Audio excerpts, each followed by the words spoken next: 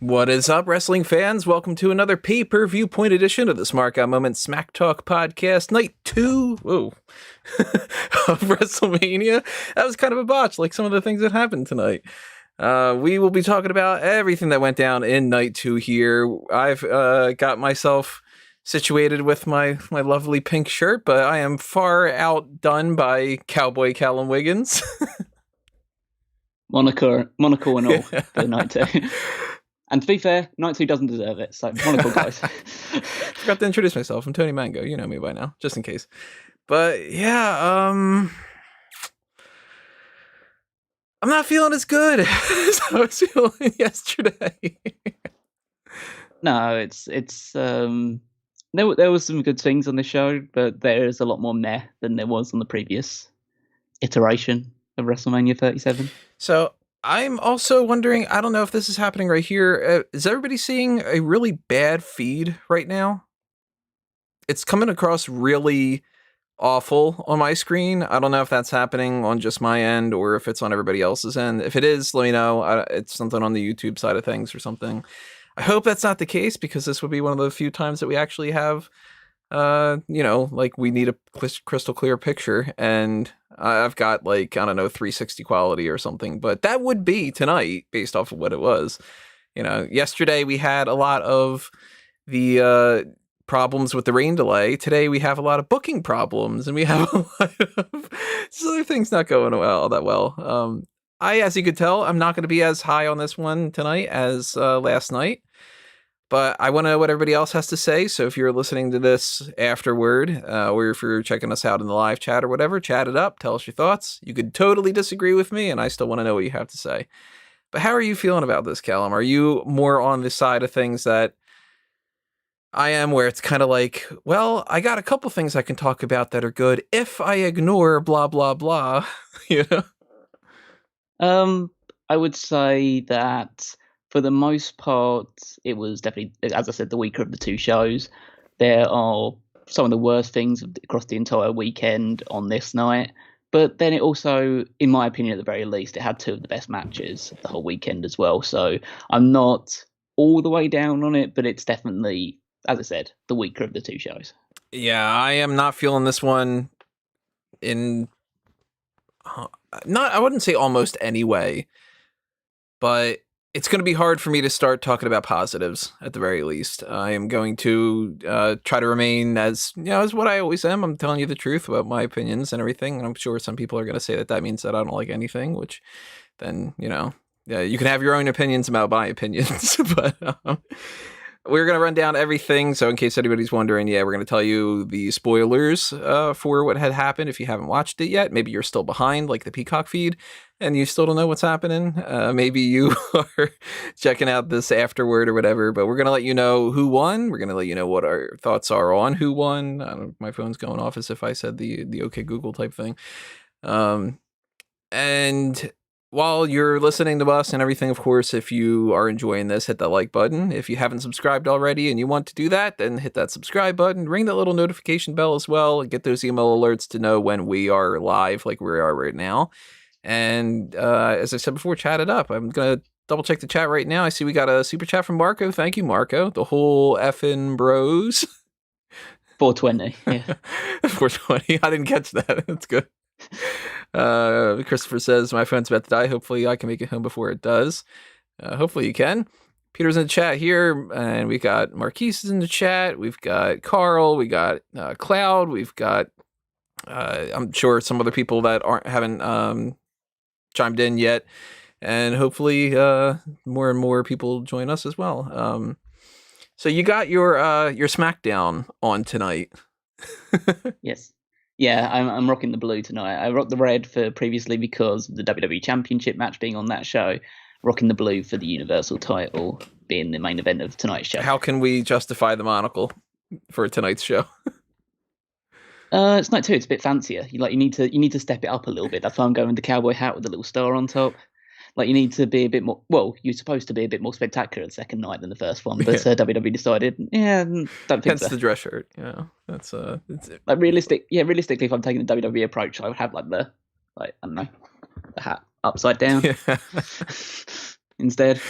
be balancing. You got to have it backwards as well, and then you have to complain if anybody complains about it, and say, "Oh, well, everybody hates everything these days," and somebody's always going to complain, you know. Yeah, we'll have a Dabba-Kato jump in at some point as well. Frank says, "Niall looked chunky tonight." That's all. That's it. That's the only opinion. Marquise, the rootinest, tootinest, shootinest, fastest gun north, south, east, and west of the pond. Yosemite Sam voice. I wish I could put a Yosemite Sam voice on. That would be impressive. I might have to learn that over time. Again, stay tuned for a possible t-shirt. Yeehaw. Let me switch over to our screen share. I want to remind everybody about something that we've got going on here with everything that we've got on smarkoutmoment.com. Screen share right here. I will move that out of this way too as well. We got these 3 contests going on. You can win an Edge Funko Pop. You can win an NWO t-shirt. These are going to be ending sometime soon because they were WrestleMania related things. This one's by TV Store Online. This one's by Fun.com. Partnered up with Smark Out Moment. So if you click on those kind of things, you will be able to just go on the little module here and follow through the directions and get your entries in. If you head on over to fanboysanonymous.com as well, you can do the same thing for a Baron Zemo Funko Pop. And of course, if you are over on fanboysanonymous.com, then check out everything that we got going on there, because we've got the Review to a Kill series, we've got the Mount Rushmore Batman Rogues Gallery, and other kinds of content. So like and follow and share and subscribe and do all that kind of good stuff that you would normally be doing to help us grow a little bit on that side of things. So that's the plugs that I'm going to do right now. I'm not going to bog things down too much with that. We'll read one more thing in the chat right here. I'm cool with Roman and Rhea Ripley winning, but this was kind of boring. I don't know where we should start beyond just starting from the top and then just going along. As far as like just general opinions and different things, I think we just kind of have to roll along with it and kind of go as it is. Is there anything that you think we should talk about like above the matches? Nothing really stands out to me. I don't think the crowd was as lively as it was on the previous night for the most part. It got so in certain matches, but other than that, I think maybe it started to dip into the normality a little bit more. Apart from one match, which I will bring up because I was bewildered by the crowd reaction to that match. I'm curious what that one is, because I don't know actually offhand which one you're going to be talking about. We'll get there. Don't want to spoil it yet. Got to save something for a big surprise, right? Exactly. Frank in the chat going with... actually. Go ahead. If we are talking about a general thing, a really severe lack of surprises in this show. No big returns. No Becky Lynch. No Charlotte Flair. No John Cena. No The Rock. No Brock Lesnar. No anybody, really. It was just the people that are on the main roster. And a few, obviously, Hall of Fame legends and stuff like that. So I don't know if anybody heard that, but I've got a thunderstorm going on right now. So if we get a rain delay on this, I'm going to blame it on WWE. I will definitely be talking about some returns that could have happened, at least in one portion of the night that I think was one of the biggest low points of the entire thing. You know, if anybody's checked out my highlights and low points for Bleacher Report, you're going to see some of my opinions about what this is. But let's start off with the kickoff. I have almost nothing to say about the kickoff this time around. Joe the King Lawler tried to steal Michael Cole's WrestleMania line. So I thought it was kind of funny. He's like, oh, don't tell Cole then.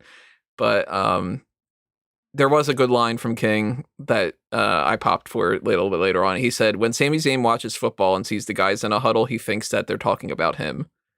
And I thought that was great. I really thought that it was funny, unintentionally funny, that when it came to the analysis of the women's tag team title match, basically nobody had anything to say about it. And if you look at like their actual responses, like on paper or whatever, and you ignore the fact that like Booker's got some energy to him and whatever, they basically all said, it's happening. I don't know, Natty and Tamina. Like nobody had anything to say, which was indicative of the match.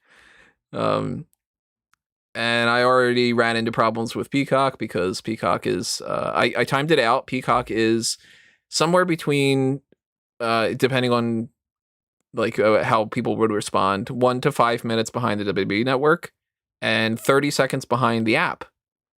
If you click on the app, it's different than when you click on the, Xfinity or the computer or whatever. I reached out to Peacock about it today, and their response was, yeah, we're going to put the pause thing on eventually.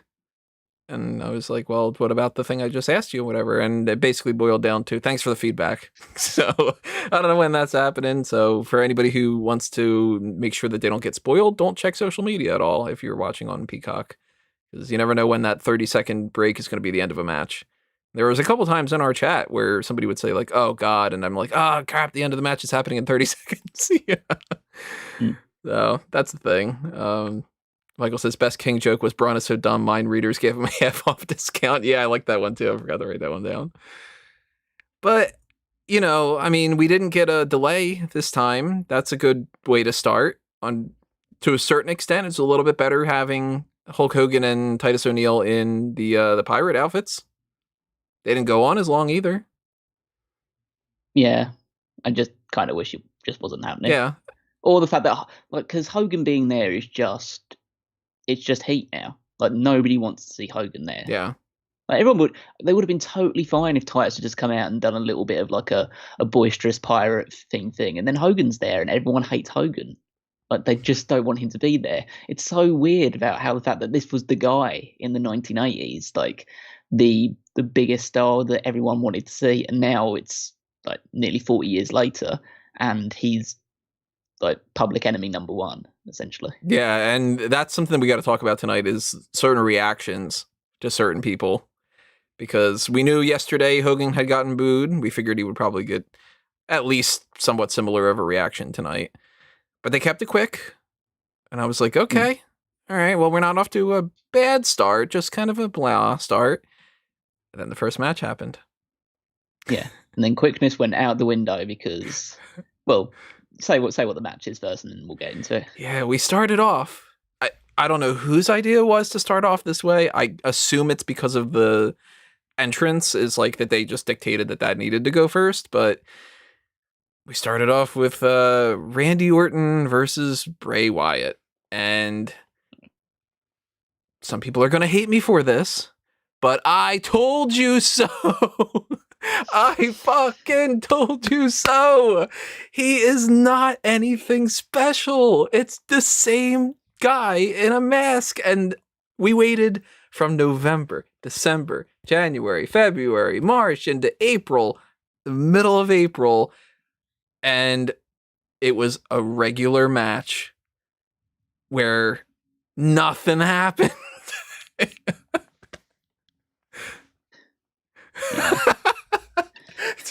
God damn it. Yeah, but it's depressing because, like, yeah, you are right. I'm not going to give you any flowers through the screen or anything like that. But I don't.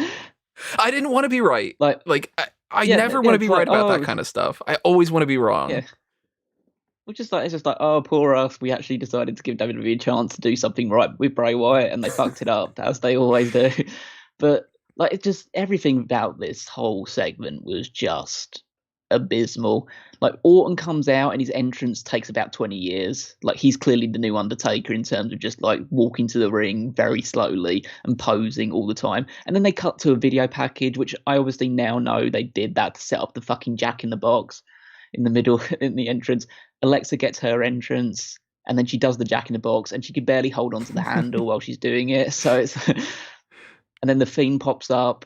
It's like, oh, wow, that's a super epic entrance. No, he came out of a Jack in the Box like a fucking clown. You've heard the whole thing with the Jim Cornette. And anybody who comes out of a box is over.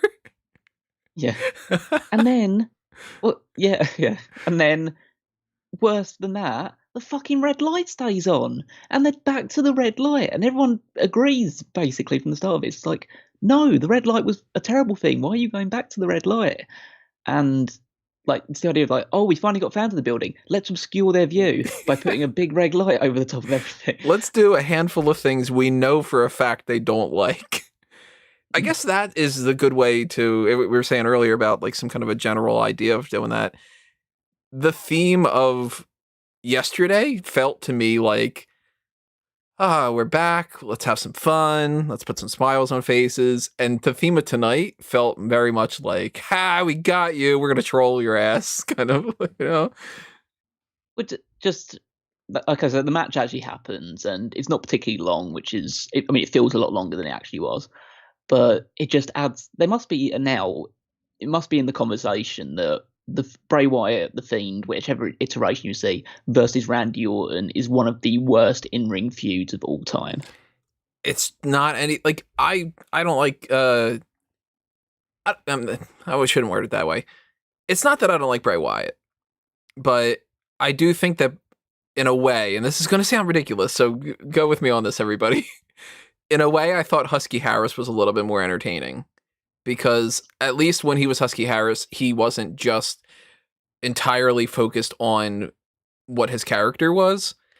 And when I look at the character, I don't think that it's as good as what it seems like it's supposed to be. Like they seem like they are trying to give off this perception that he's the Undertaker of this era.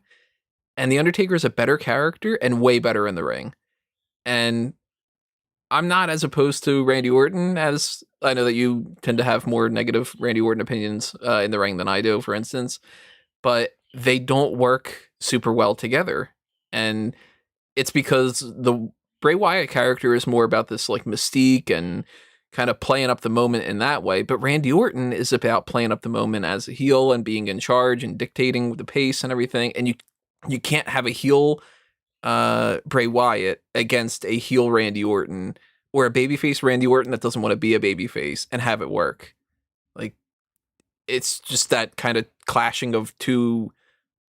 You put the two same parts of a magnet together and they just repel each other, kind of a thing. Yeah, they have very little chemistry with each other, and you had essentially the whole match built around the idea that, the Fiend is back and he's invulnerable again because Orton just keeps hitting DDTs and he keeps getting back up and he's no selling all the offense. I did think it was cool when he did the backdrop onto the announce table and the Fiend just immediately gets to his feet and just starts beating him again. I just thought, that's a pretty cool spot. But then it just keeps going and Orton's doing his usual poses. And then the Fiend breaks up a RKO with the mandible claw. And then he's about to go for Sister Abigail. And then we see Alexa Bliss sitting on the Jack in the Box with her face melting in black ink. Yeah, that they really like this black ink thing. That's the only thing that they seem to be willing to do these past couple of months. Yeah. So that happens. That distracts the Fiend, who starts reaching out. So he's a stupid baby face that gets distracted. A stupid baby face with a disgusting clown mask. Obviously, we have to say that as well. And then Orton hits the RKO and wins. Orton beat the Fiend at WrestleMania with one RKO. One RKO after having already beaten him at WrestleMania a couple years ago, after redoing the feud, after having a match at TLC. So they waited for 5 months for this, for him to slowly pop up out of a Jack in the Box and to lose because his ally distracted him. It's getting somewhat amazing with the fact that the Fiend, if you want to count the Firefly Funhouse match as a match, then that's the only match that Bray Wyatt has ever won at WrestleMania. The only match he's ever won is a match that isn't even a match, really. And that's just... Marquise in the chat asks if it would feel the same way if they had booked him differently. I don't think that it's necessarily even a problem of booking him differently in a way that they've never set up the Fiend. I think that there's no finish with anything. Is they set him up to have some good stuff, but it never amounts to anything.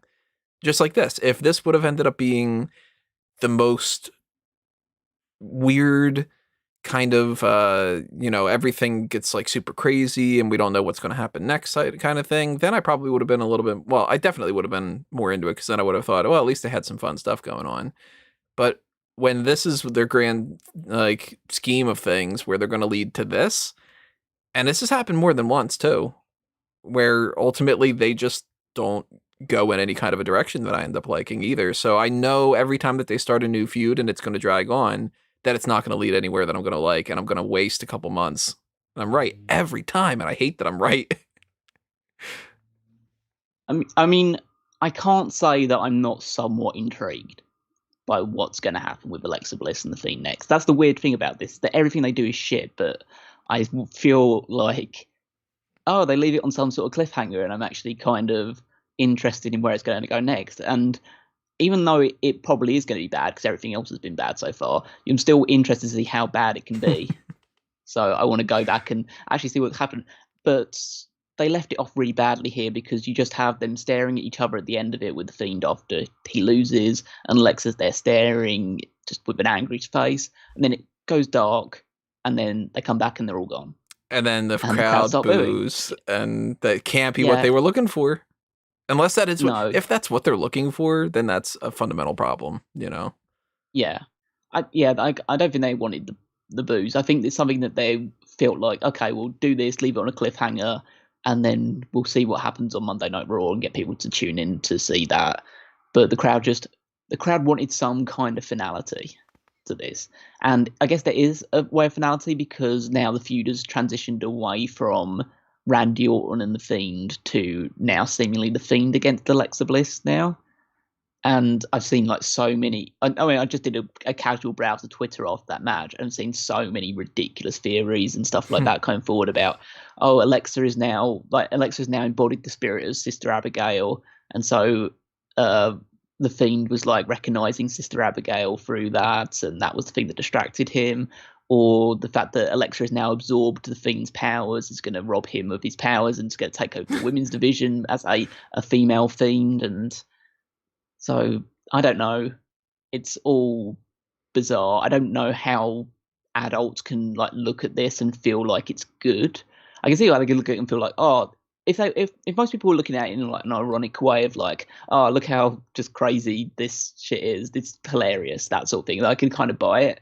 But if people actually feel like, this is amazing storytelling they're doing right now, then they need to get their head examined. Yeah, this is not Kane is alive, Undertaker type of material. This is Vince Russo, wouldn't it be funny if blah, blah, blah type of things. Because I think that you hit the nail on the head when you said one thing about they might be thinking, let's leave it on a cliffhanger and get people talking, which you don't do that after 5 months. You know? No, and you shouldn't do that in the opening match of WrestleMania as well, because let's say like I was just saying about one of the small criticisms I had about night one is that I felt like the third opening match didn't start hot enough, but obviously it turned into a really good match by the end of it. But in this one, if you're starting with an angle essentially, then you're pretty much saying, okay, the crowd get to see this fun entrance by the Fiend and all this other stuff, but then they're left flat with a finish. It just sets you up to have a bit more of a lackluster experience. Like, I know it's always the thing of people saying it's how you leave them in the main event, and obviously we'll talk about the main event later, but it's also important to make a good first impression, and this did not accomplish that. Yeah, if you rearrange this card, I still think that there's lots of problems, but I think if you put maybe something like Kevin Owens and Sami Zayn on first, then you avoid the idea of setting the tone for a bad night, at least. How about you put Kevin Owens and Sami Zayn on first, and you give them more than 10 fucking minutes? We're going to talk about that match too, though, because that's one of the ones I'm actually high about, oddly enough, in as much of a way as I can be. And Matt Riddle way. So yeah, the first match of the night is a red mess that ends in people booing, and the best way to follow that up, of course, is with Nia Jax and Shayna Baszler against Tamina and Natalya, right? So I think maybe they were taking my approach that I thought of previously about just get the shit stuff out of the way first and then try and start building up from there. But, hope that nobody tuned into the first hour kind of thing. I mean, who in their right mind felt that this is the match we give 15 minutes to? And we try and tell a big story about how Nia Jax and Shayna are dominating Natalya, and she gets the big hot tag to Tamina, and Tamina runs wild, and like Reginald wasn't even there. The guy who's been like the crux of all these stories, he wasn't involved. So basically, you just got a 2-on-2 tag team match between. Obviously, Shayna Baszler is very good. Natalya can be very good. Tamina is very hit or miss, and Nia Jax is just an abomination in terms of like in-ring talent. And this is the thing that I was saying earlier about the bizarre crowd reaction. The crowd was getting behind Tamina the entire match, and I was astonished. And the only thing that I can say is an explanation for it is they were so desperate to see a good match. they wanted to see a match so badly that was good that they got behind Tamina as the babyface in peril, and it was an awful match. It was terrible. It wasn't as bad as the tag team title match from the night before, but it was a bad match. It's weird because did you check out the Stone Cold podcast with Jericho? I have not got around to that yet. I've seen a few clips, but I haven't seen the whole full It's thing. good. And there's a portion of it where he explains that he wasn't really as much upset about not being in the world title, the Universal title match for that WrestleMania against Kevin Owens. He was more upset about being the number 2 match because he referred to it. He's like, the number 2 match is the dead match of the night. You either want to be first, you want to be last, you want to be the semi-main event, whatever, but you don't want to be match number 2 because everybody knows match number 2 is the one that you just toss away. And last night and this night were dedicated to this women's tag team championship scenario. And I think at this point, we can fully have everybody in the entire WWE universe agree this should not have been 2 matches. This should have been Nia Jax and Tamina defending the title yesterday in that match. They do it, they get it out of the way, and then this spot could have gone to either the Andre or the SmackDown tag titles or something else. Because this match starts off and you can tell that everybody's just like, oh, damn it, that match. And people start chanting for CM Punk.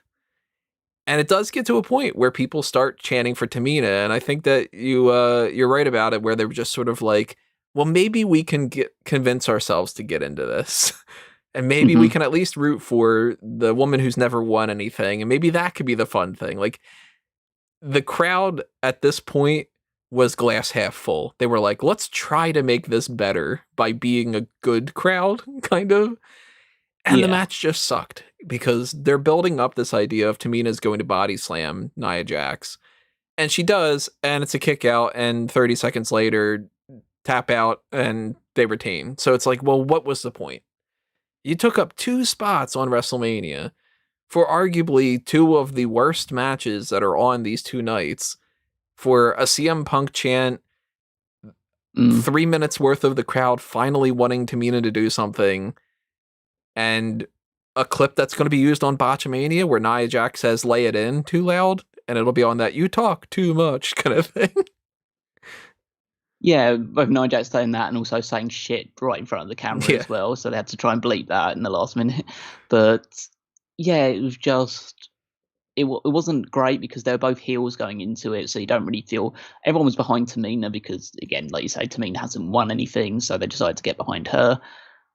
But the actual match itself didn't go super well. I think the bits where it was Shayna versus Natalya were fine because those 2 are the best workers in the match. But other than that, it was just all a bit sloppy, all over the place. Nia Jax can't. And it's not the fact that Nia Jax. I just don't think she can't sell. She just doesn't feel like she can take any sort of offense. They did one back body drop to her, and that was like, oh, that's a cool moment. And then it's all building up, like you say, to the Tamina body slam, and that body slam was worse than the Hogan one that he did to Andre. And I don't know, like this argument that Nia Jax always gave, that everyone just was clamoring to see a Nia Jax versus Tamina match, is just utter bullshit because they do that spot, she kicks out, she misses the splash, and it was another awful splash by Tamina.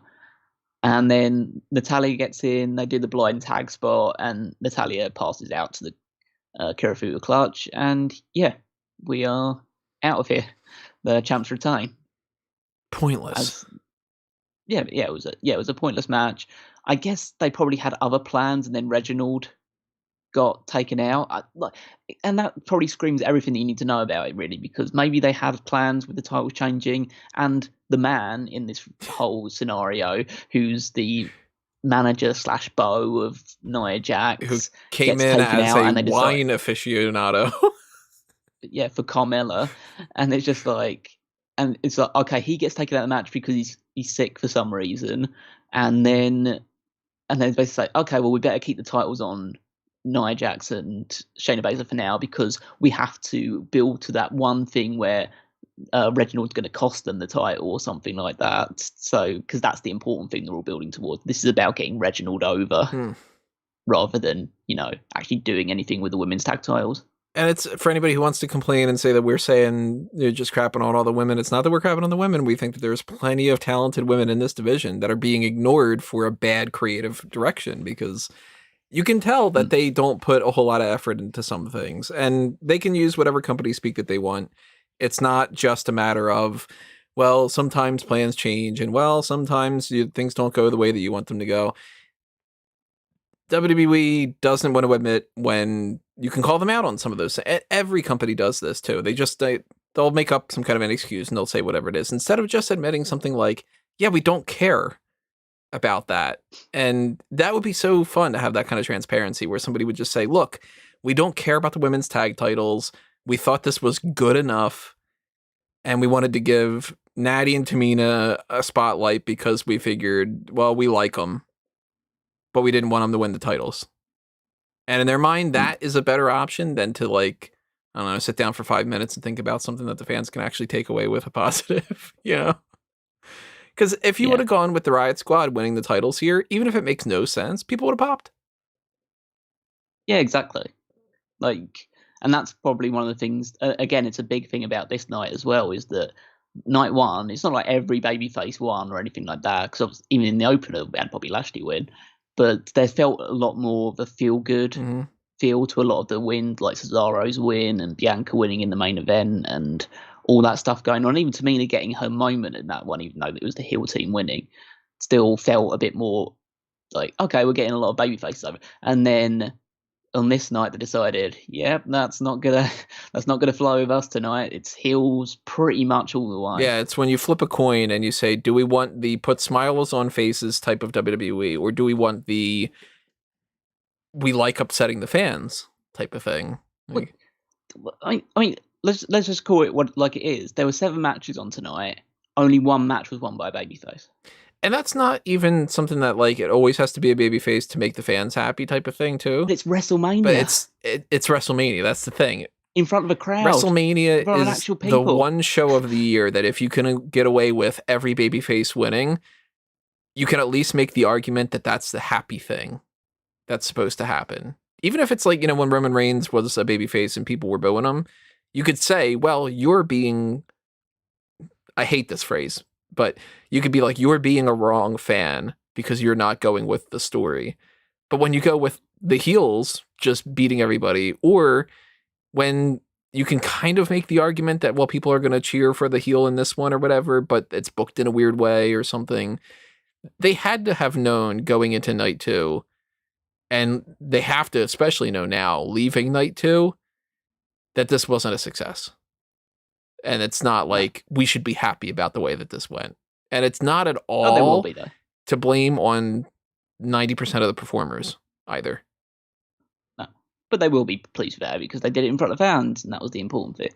But we did see, just to interrupt you real quick and not lose my train of thought, we did see that by the end of the night, they were editing out the boos and the Bray Wyatt thing. So already it was, see this thing that happened earlier? You liked it? It's like, no, they booed. Yeah. I don't know. Actually, maybe they cut away before the AEW chant started, but maybe that didn't happen. But that would have been fun. But but you just look at night 1 with this whole approach of Bobby Lashley wins, and again he was getting booed in the match, but he's not like a super mega heel because there are a lot of people to get behind him.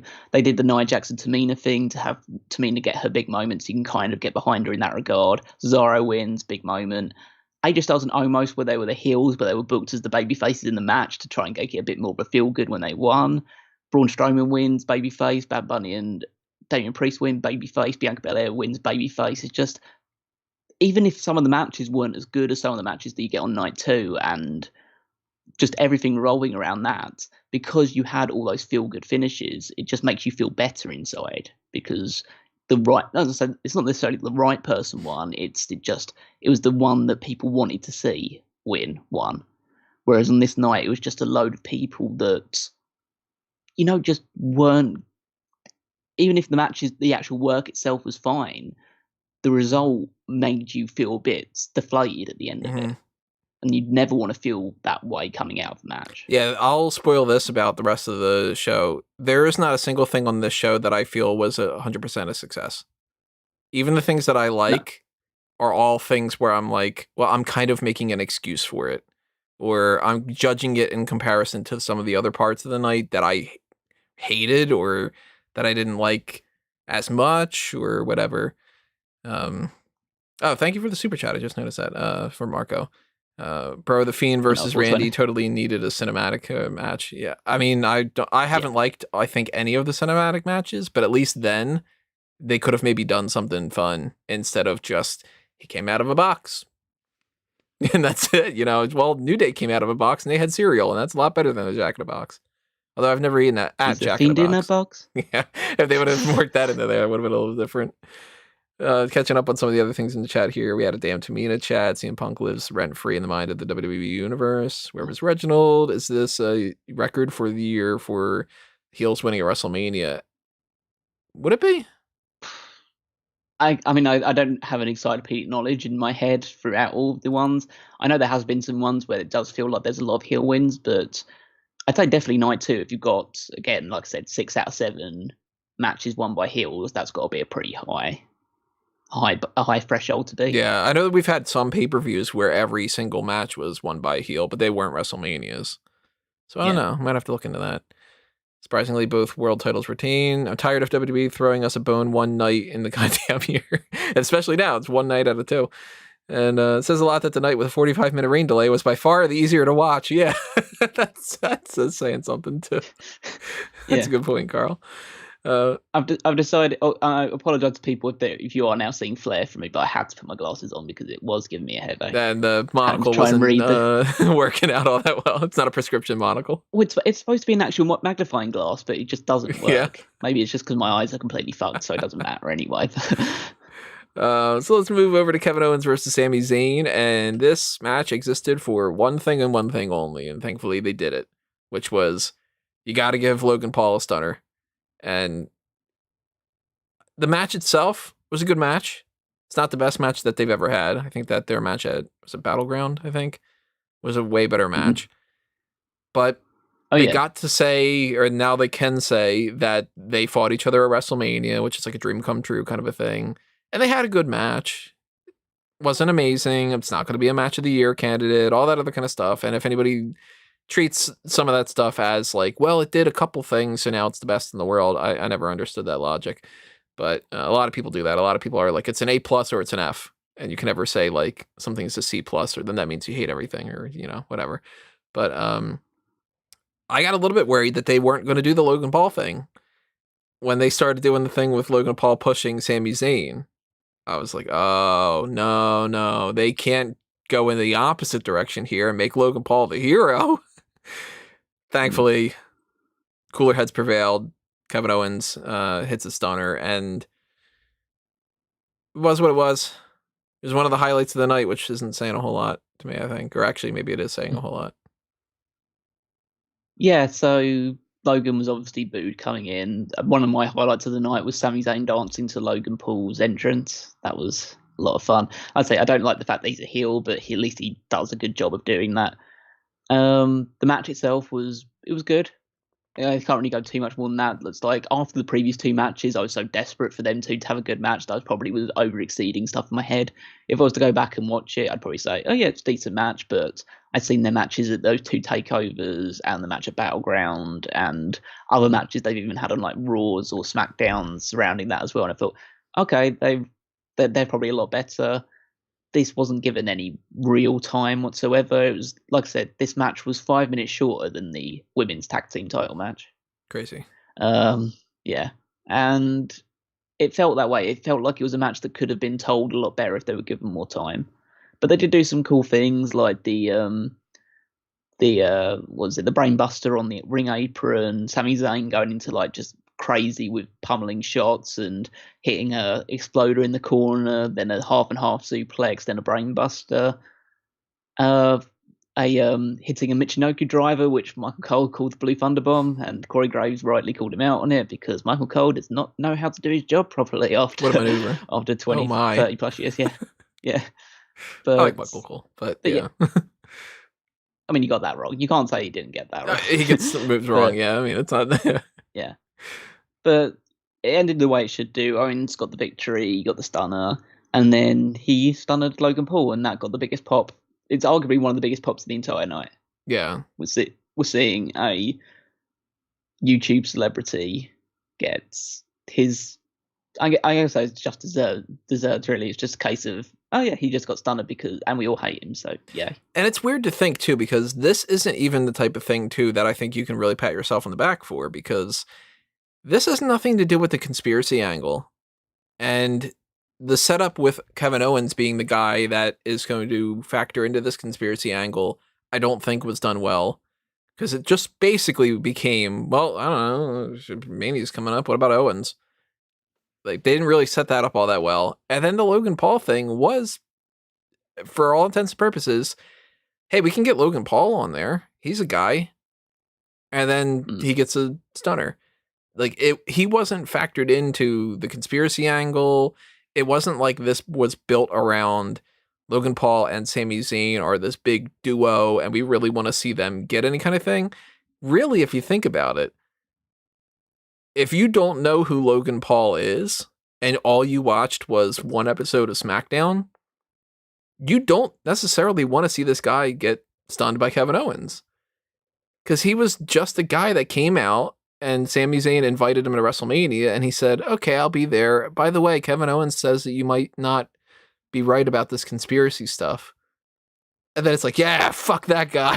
It's like, really? Like, he didn't do anything to make it seem like he was the bad guy that needed to get his ass whooped or something. As opposed to, like, you brought up Floyd Mayweather yesterday. By the time that we had gotten to Mayweather versus Big Show, Mayweather had punched Big Show. He had broken his nose and ran away. And it's like, oh, fuck that guy. He ran away from the Big Show, that kind of thing. They didn't do enough for this to go the way that it should have gone. And for somebody who's not tapped into the idea of like, oh, Logan Paul is this and this and this, and this is his backstory and whatever, then there's really no way of feeling like you got that sort of release because he's just a dude. And if anything, why would you have him push Sami Zayn? Because then he looks even better after that. Like, he should have tried to do something to Kevin Owens or something, like, it's, I don't know. I didn't. No, I was secretly hoping that after he showed down Sami Zayn that they were both going to beat him up together and that would be them reuniting. That could have been kind of fun. As a babyface tag team instead. Yeah, I would have been cool with that. Yeah, but hey ho, we still got Sami the conspiracy theorist heel and Logan Paul got to just eat a stunner. He sold it well. Well enough. He sold a good stunner. I did like when they were showing him being taken away and he was like, why would he do that? So, I like that. Marquis says, God gave me Logan Paul getting stunned. Hopefully he gives me Ben Askren killing his brother this Saturday.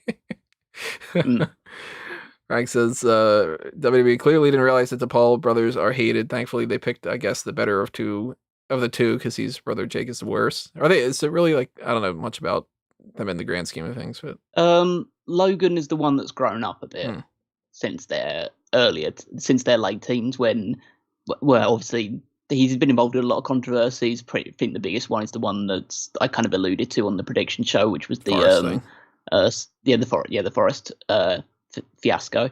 But his brother is just intolerable as a human being. He's younger, so I assume he's still got some growing to do. But he's really gotten into this whole boxing / fighting genre now, and Logan's kind of distanced himself a little bit from it. He seems a bit more mature. To be fair, I think he played his role, even though he was only involved for like that episode of SmackDown and here. I think he played his role pretty well, and he seemed like he was involved in it. He didn't feel like he was felt like he was above the business or anything like that. He got involved with the things that he was supposed to do. So I can't really complain about his efforts in the grand scheme of things. If you do compare him to Bad Bunny, though, I mean.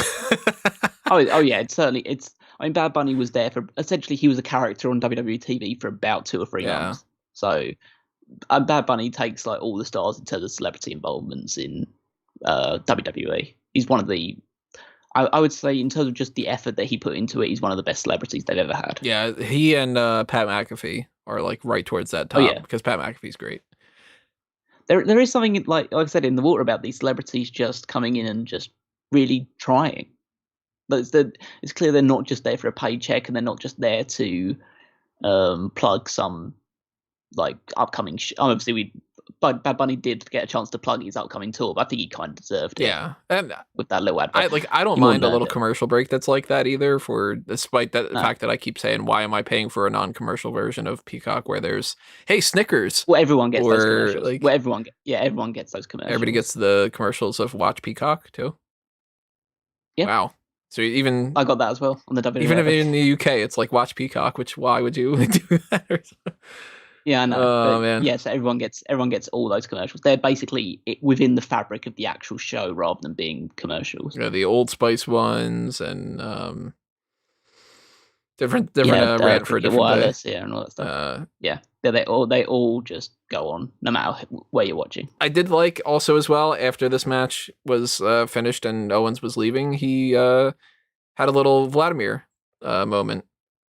He went over and was like, like, hey, Vladimir, like that kind of thing.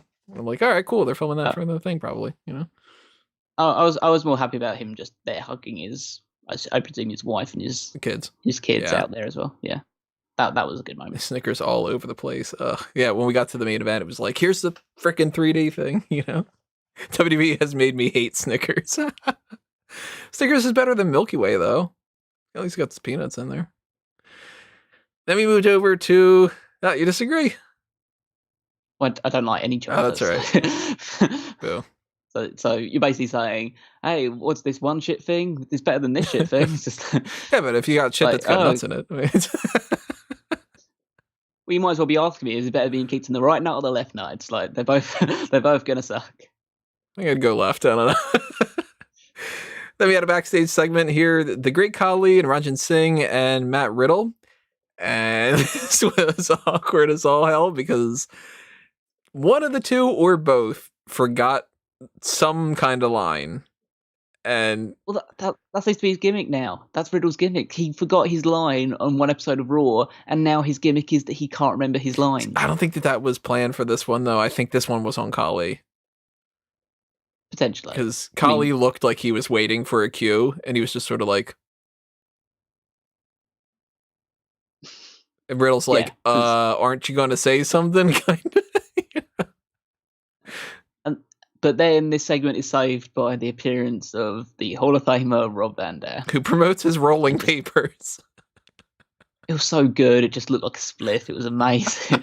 And it's just like that. As I said, like just seeing them then standing side by side, just go, that's how you do a stoner character. That is RVD. Why are you doing this stuff with Matt Riddle instead? If RVD can get cleared, I want RVD and Riddle to team up at least once. That'd be awesome. It's just he's never gonna get like cleared. If you could do it for like one match on Raw just for the sake of it or whatever, then that doesn't have to be like that they win the tag titles or go anything crazy. Just set the two up. Do it for the Raw after WrestleMania if you can. But what's the issues that are stopping him from being cleared? It's very concussion related, I believe. So yeah. But speaking of Marco with another 420 in the chat, best part of the show, hands down. It was. I did enjoy that segment. I did enjoy RVD's involvement, but yeah, I mean, to be fair, they've been clearing a lot of people more frequently in their late years now, so maybe they will do it for just like a one-off thing of like, okay, we can give him one match. He only has to do like a few safe things. You just need to hit one frog splash, and then we're good. Yeah. So do I don't know the 3 or 4 moves that everybody's going to pop the most for. You don't have to sell a bunch of, DDTs and get tossed into the steel steps all the time and whatever. And, he doesn't even have to do the coast to coast because that's probably like the worst thing for him to do, Yeah. I thought that was fun. I'm going to have to remind myself to put Great Khali and Ranjin Singh and everybody in that list of like cameos for the year. Frank had said in the chat here that I must have loved seeing both RVD and Khali in the same room.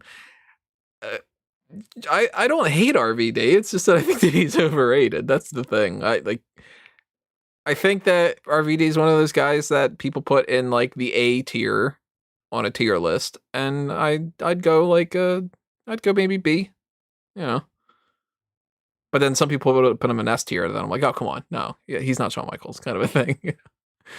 I know other people disagree. RVD is way better than Great Khali too. I'll say that. There's no argument to that. I mean, come on. And we moved over to that Riddle match. It was Riddle against Sheamus for the United States Championship. And I like the match. I know that you are a huge fan of this match. Oh, I freaking love this match. It was so good. It was so hard hitting. I just like seeing guys beat the shit out of each other. That is what I want to see. I don't see like in every match. I know that some matches need to be a bit more technical, but when it's two guys like this that will just strike from all over the place and hit each other in safe places but super hard, then I'm just gonna absolutely adore it. I felt this had more spots of me outside the main event. This had more spots of me, not say jumping out of my seat, but actually like watching every spot and paying attention to how hard everything was being hit. Especially yeah, yeah, I think they tried a lot of good stuff here. I think Sheamus is on the run of his life in terms of in-ring work at the moment. He's always been good, but I've never seen him on a run like this, where every match he's pulling out now is one of the best matches on any show that he's on. And I think this completely followed suit. I wish it had gone longer, but it was a great match. I liked it. I didn't love it enough to have it down on something that I think I'm going to remember in like a month. Might have been my second favorite match of the night. And there were a couple moments here and there that weren't really super great. Like he missed the white noise from the top rope, that little botch. Yeah. So that's a shame. He recovered that really well. It could have been a lot worse. So he fell off, but he managed to stay on his feet and actually just hit it properly. And then he hit a King Kong knee drop from the top rope. It's just like, okay, you added that to it. I don't know whether that was planned or not, because I assume you would have gone for a pin straight after hitting a white noise from the top rope. So he decided, okay, I'm just going to hit this move instead, and that will be the cool spot as well. I really liked the knee that happened when Riddle flipped himself into the ring, and immediately Sheamus just popped him with a knee right to the face. Oh yeah, that was awesome, because it was basically him going for a buckshot lariat, and he just took a little stumble, and I thought that was like a deliberate stumble, and then he just kneed him right in the face. Yeah, that was great. You had the floating bro to the outside, like from an Asai moonsault. I thought that was great as well. Just a lot of great like strikes and shots, and then the finish was the best finish of the entire. I'd say best finish of the entire 2 nights, which is the springboard lion salt essentially, and the bro kick right in the face in midair. That was it was picture perfect. It was so good, it actually busted that Riddle open. And part of me was like, oh, okay, it's clearly gone wrong somewhere there that he's actually got hurt, but it actually just made the visual so much better as well. Yeah, I mean, it's never good when somebody has some kind of an injury or whatever, but if somebody ends up bleeding, it usually ends up helping matches. And I don't know where I'd rank that on like the best and the worst of the ends of the matches. I'd have to go back and try to remember what happened with like night one, but maybe the best finish, at least for tonight. I have to kind of think twice about it. I might have a list in my head. I don't know. Also, thank you to Marco again for another super chat. What were you going to say? You'll slow down there, brother. Slow down there. But no, it's all great. But I absolutely adored that bro kick. The whole match, I think, was exactly what I wanted from these two. I would be I know they've had quite a few matches together recently, but I'm totally fine with this continuing. I was going to say the same thing. I was going to say, even though they just had a match, and then this was their second match, if they do another match like tomorrow night, and they try to make that the special WrestleMania rematch type of thing that they usually do, at least one of for each year, I'd be cool with it being this one, because I know that they're going to go out and they're going to have a 15-something minute match, and it's going to be good. Yeah, absolutely. Big 2 thumbs up for this match. Marquise asks, what about the birds on Riddle's entrance? The little pirate pigeons. I saw somebody do a thing online. I don't remember who it was, so sorry, I can't give you credit, but somebody tweaked it, and they put Taz saying, let the pigeons loose from TNA with that kind of thing. I thought that was great. The Cloud says that bro kick was fucking awesome. So hard hitting, and both looked good in the end. Yeah, I mean, they went with the option that I think was the safe option too, because if Riddle would have gotten booed, people would have popped for Sheamus. And we couldn't get Keith Lee on this card, which really sucks, because I think that Keith Lee probably would have had this kind of spot. And now, Sheamus being champion, maybe Keith Lee's the one that beats him. Yeah, I mean, everything's so up in the air with Keith Lee at the moment that it's hard to really tell. I think that if it's not Keith Lee, I mean, I would be happy totally if it would be Keith Lee, but I think that if it's not Keith Lee, I think Damian Priest would be a good shout for that role as well. Yeah, totally up for I'd love that. to see Damian Priest versus Sheamus match. Damian Priest is one of those guys that when I first saw him in that All-In, the All-In Battle Royal, was that what it was? Where he was still Punishment Martinez? Yeah, I think so, yeah. When he was there in that, I thought to myself, oh, that guy looks like Baron Corbin. And that was pretty much the only thing I thought. But over the course of the time that he's been in NXT, I've grown to really, really like Damian Priest. And I think we've said this probably a million times already, but I'll say it again. If I could kind of take a couple years away from his age and apply that to experience, I think this dude's, world champion material. And he might still be able to, because, being in your late 30s doesn't mean the same as it used to. It used to be, oh, yeah, this guy's 31 and he's over the hill and dead. And now they're like, well, he's only 50, like kind of thing. Yeah, I mean, you need to be in your 40s to be a world top champion in WWE these Close days. to it, at the very least. Pretty much no people that have won a world title in the past however many years have been past, like 36 or something. Yeah, I think that's what McIntyre is now. So he probably was 35 when he first won it, but yeah. Ted's in the chat right here. What's going on, Ted? Watching the other shows, they're mad. I know you guys always kill it, and I'll get a good laugh watching. Thank you for all your support. Said he tried to get Rob over. He tried to get Rob over from Wyatt. guys, don't be mean to Rob and those guys doing that. He's actually getting paid for that one. We wouldn't be able to get anything for this one. Yeah, no, we don't need any warfare kind of between the bunch and stuff, but yeah, because we're gonna lose. Easily. But they've got Sean Ross Sapp and like all these other guys. Like we'll fail on that one. James is 43, huh? What's up, guest 5, by the way? Yep. So yeah, thanks for joining us in the chat, everybody. Let's go on to the Nigerian drum fight, which technically they announced it as a Nigerian street fight. Oh, they changed that? I didn't catch that. I think that's what they announced, because I didn't go back and double check, but I swear that's what they said at the start of it. Was like Greg Hamilton announced it's a Nigerian street fight. He didn't announce that the Riot Squad had been eliminated. Well, it's bizarre because even if it was like the actual Nigerian drum fight, the one weapon that wasn't used in this match was a fucking drum. They used kendo sticks more than anything else, which is like, God damn it, why isn't it just a kendo stick match? And yeah, that was on my low points of, you can't keep calling a match something else, making it an ODQ match, and making it seem like it's anything but an ODQ match. It's not different. And that sucked. And then, of course, there were some moments that were good. There were some moments that were just like, well, whatever. It's just a match. This was their 7th match in 3 months or 2 months or whatever it was. So, yeah, I ultimately didn't care. And the drums didn't factor in, which that was the one thing you needed to do in something called a drum fight, is do something with the drums. And instead, the thing that we have that we can talk about the most is Babatunde. Or Dabakato, so or whatever they want to call him now, because they acted like they had no idea who the hell he was. Oh, Marky's given us $2. That was kind of on the super chat, and it's like there's a fucking gong in this match. It's just like, yeah, because obviously we know that Apollo Crews has the Nigerian heritage, but they also decided to honor Big E's Chinese heritage with this with that appearance in there. Nigerian drum fight. What's the one thing you would think would be in there? Gong. What?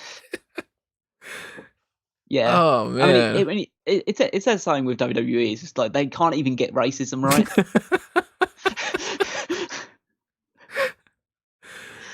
So, but yeah, it was a bunch of kendo sticks. So there's the Japanese element thrown into it as well. And yeah, so kendo sticks. There was some good stuff with the steel steps. Like Big E did the Uranagi onto the steps. That was pretty cool. They did some hard hitting things. And then it looked like Big E was going to win after Crews missed the frog splash through the table. Big E gets him up for the big ending. And then Dabakato's there and he used the Samoan spike, I think. And then just chokeslammed him and Apollo Crews beat him, and he's the Intercontinental champion, but he still hasn't really beaten him, so this feud must continue. You gotta have an 8th match. But Crews has got a heater now. So that's the difference. Peter says they're calling him Commander Aziz. They did trademark that earlier today, and I don't like that name. That's a Commander, because he was wearing like military fatigues and everything. It's just, so this is essentially now, this is Sergeant Slaughter, General Adnan stuff, really. Yeah, kind of. Maybe Hulk Hogan's gonna beat Apollo Crews, and then that'll be how they go in the future for a Nigerian drum fight. Yeah, that'd be great. Hogan at his age beating a black man. That's gonna really. It'll get heat, brother. I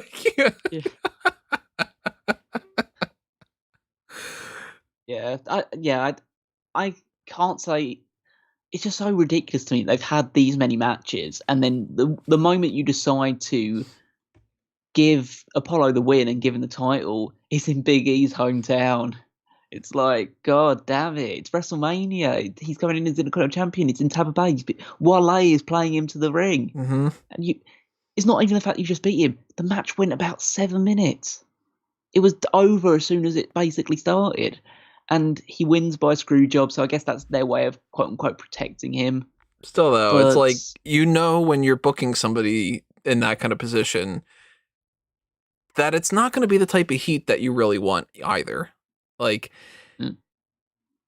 you're going to piss off the hometown crowd, and at least if you can justify it with, like, well, we kind of ran into a position like they've done in the past. I can't think of an example, but I'm sure that there's been examples where it's like, oh, man, like, the babyface has to win this match because the title's on the line. And even though, William Regal is, over in the UK at the moment, he has to lose because it's just, if we don't book him losing, then it's going to be this big headache or something. But you full well going into it that he's the Tampa guy because you had him cut a promo about how he's the Tampa guy. And you went through 6 matches to get to the point where Paulo won one of them. So is this that mentality that they've got where you beat somebody and you beat them and you beat them and you beat them and you beat them and you beat them and you beat them and everybody goes, oh my God, can we just fucking do something different? And then you go, well, now it's different because they won. And you're booing him because he was in that time. So now, yay, we got the boo because we manufactured it in the way that, of course we were going to get the boo. And then now the next time that they come out, people are, if they would have had a crowd, people would have been like, I don't care. Yeah. But they'll jack up the boos with the Thunderdome and make it seem like that they did everything fantastic. Yeah. I think that pretty much sums it up, really. I know Rob was super excited that Apollo Crews won because at the end of the day, if you are going to have so many attempts at the title, you want to actually get this gimmick over, he had to win the match.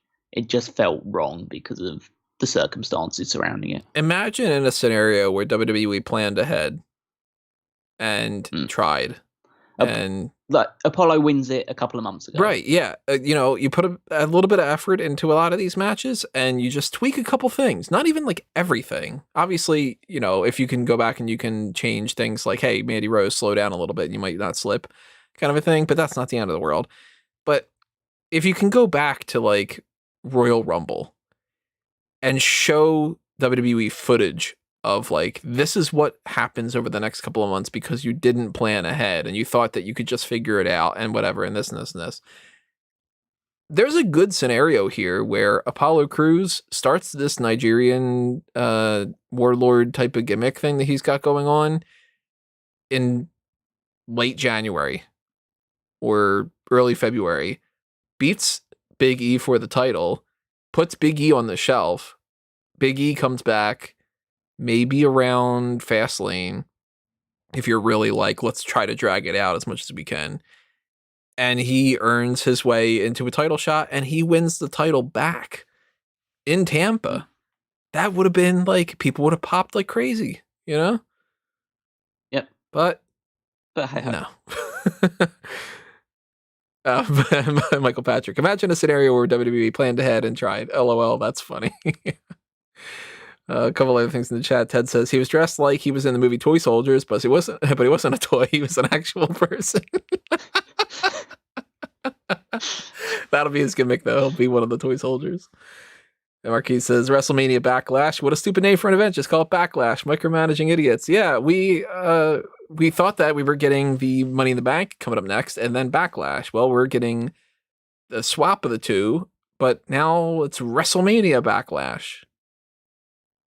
Yeah, I guess we're gonna have to restart the whole pay-per-view naming tournament because that would be clearly the number one now. Yeah, I'll have to add a thing in there. Well, WrestleMania is part of the name, so.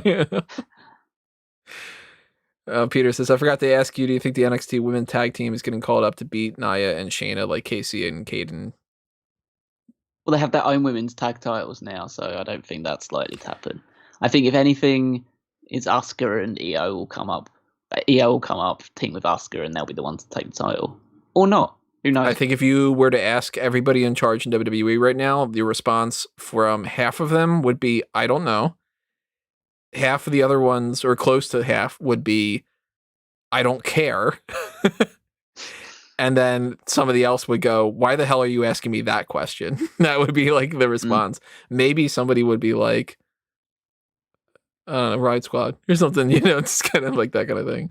I don't think they have any kind of a game plan. I don't think that they care whatsoever. I don't think that they cared going into this. I think that they were like, let's just do whatever. And this was low on the totem pole, so they just thought it'll eat up time. Where are we putting the next Snickers ad? Yeah. We had the Hall of Fame parade. We had, just like the typical, hey, everybody, this is like Ozzy Osbourne, this is retiring, and so on. So nothing bad about that. Just, a little bit of recognition to some great talent. It did feel good, Kane getting the headline as well. Yeah, I figured he would. Yeah, of course. But then him also putting the flames out at the end of it as well. It's just, that felt like it was so deserved. Yeah. It was probably my favorite moment of the entire Hall of Fame stuff. Might have been my favorite moment of the night. I just like it was a good moment. I did enjoy it. Yeah. Kane's great. Marquise brings up a good point. Charlotte and Becky. They could win the tag titles. Just do that. Oh yeah, of course, yeah. Then we moved over to the Raw Women's Championship match, which I was saying in our chat, I'm like, oh, don't tell me that Rhea's going to lose now, just because we had 2 title changes and everybody's like, the worst things happening on this card. I'm getting antsy about that. And starting off, we had a little bit of a glitch that seems to be a running thing with this, where nobody who was doing their musical performance had their microphone level in the correct way, it seems. So it took about halfway through this to be able to actually hear, I don't know her name, Ashley something, I think. The one that was performing Rhea Ripley to the ring. Half of what she was saying was just like, she was getting drowned out by the lip syncing. But it was, it's fine. And then it's not my thing, but it's cool for the moment. I'm not as big on the match as I was hoping that I would have been. No, it's I thought it was good. It was a good match. It's fine. It just wasn't anything stand out. Yeah. It's like, okay, this is the first match between these two that probably haven't worked together before, and they just had a pretty decent match. Again, there's absolutely nothing wrong with it.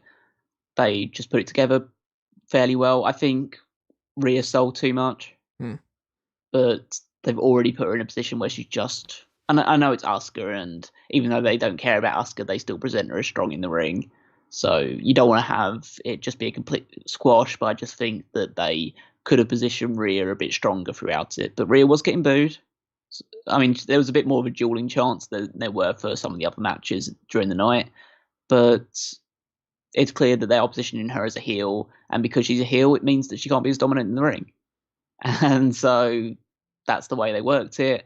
Asuka managed to get a fair amount of offense in, a few transitions into like knee bars and arm bars, which are pretty good. And then the finish kind of came out of nowhere. It's just like they were just doing a few sequences. Asuka goes for a run. Rhea captures her, puts her in the Riptide. Asuka didn't even put in the Asuka lock and hits the Riptide and wins. It's kind of a weird thing, especially on this night, and actually throughout both nights as well. But there were a lot of very definitive finishes, which for the most part I like. But there wasn't any of that real like finisher kick out spam or near falls that you would typically get. And it pretty much they saved it all for the main event of night 2. Yeah, and for that matter, like you said, that you are a fan of the fact that they had some definitive finishers. I hate it when they go super into nobody can get a pin on their first finisher, and everybody at WrestleMania has to kick out of 5 of them. But I also kind of like it when you set up a finisher. Like, it doesn't work for everybody, but Shawn Michaels doing the tuning up the band, or Austin getting ready to do the, middle finger kick to the stomach, hits the stunner, or, whatever finisher you might want to go with. Yeah, even he never won at WrestleMania, but Big Show doing the whole like, I'm gonna hit you with the punch, like kind of a thing or something, to where you have like that moment where you're like, okay, it's getting like to that. Whereas when Rhea Ripley just goes, here's my finisher, and that's the end, you're like, oh, crap, all right, well, I can't rewind it because I got Peacock, kind of a thing. Yeah. Yeah, I say it just came out a bit of nowhere, and that's fine, but it just didn't have the spectacle surrounding it. It was just she hit the move, and I thought he was going to kick out just because the match had been going on for as long as it had done, and they hadn't really done a huge amount that was super spectacular. But the one thing they did that was spectacular was the DDT off the apron, which was just, it was insane. Because it does look like Rhea just lands head first on the floor. And so that was like the one big moment in that match that really stood out. Other than that, it was a pretty good match. Like Michael Patrick says in the chat, it was main event of Raw worthy.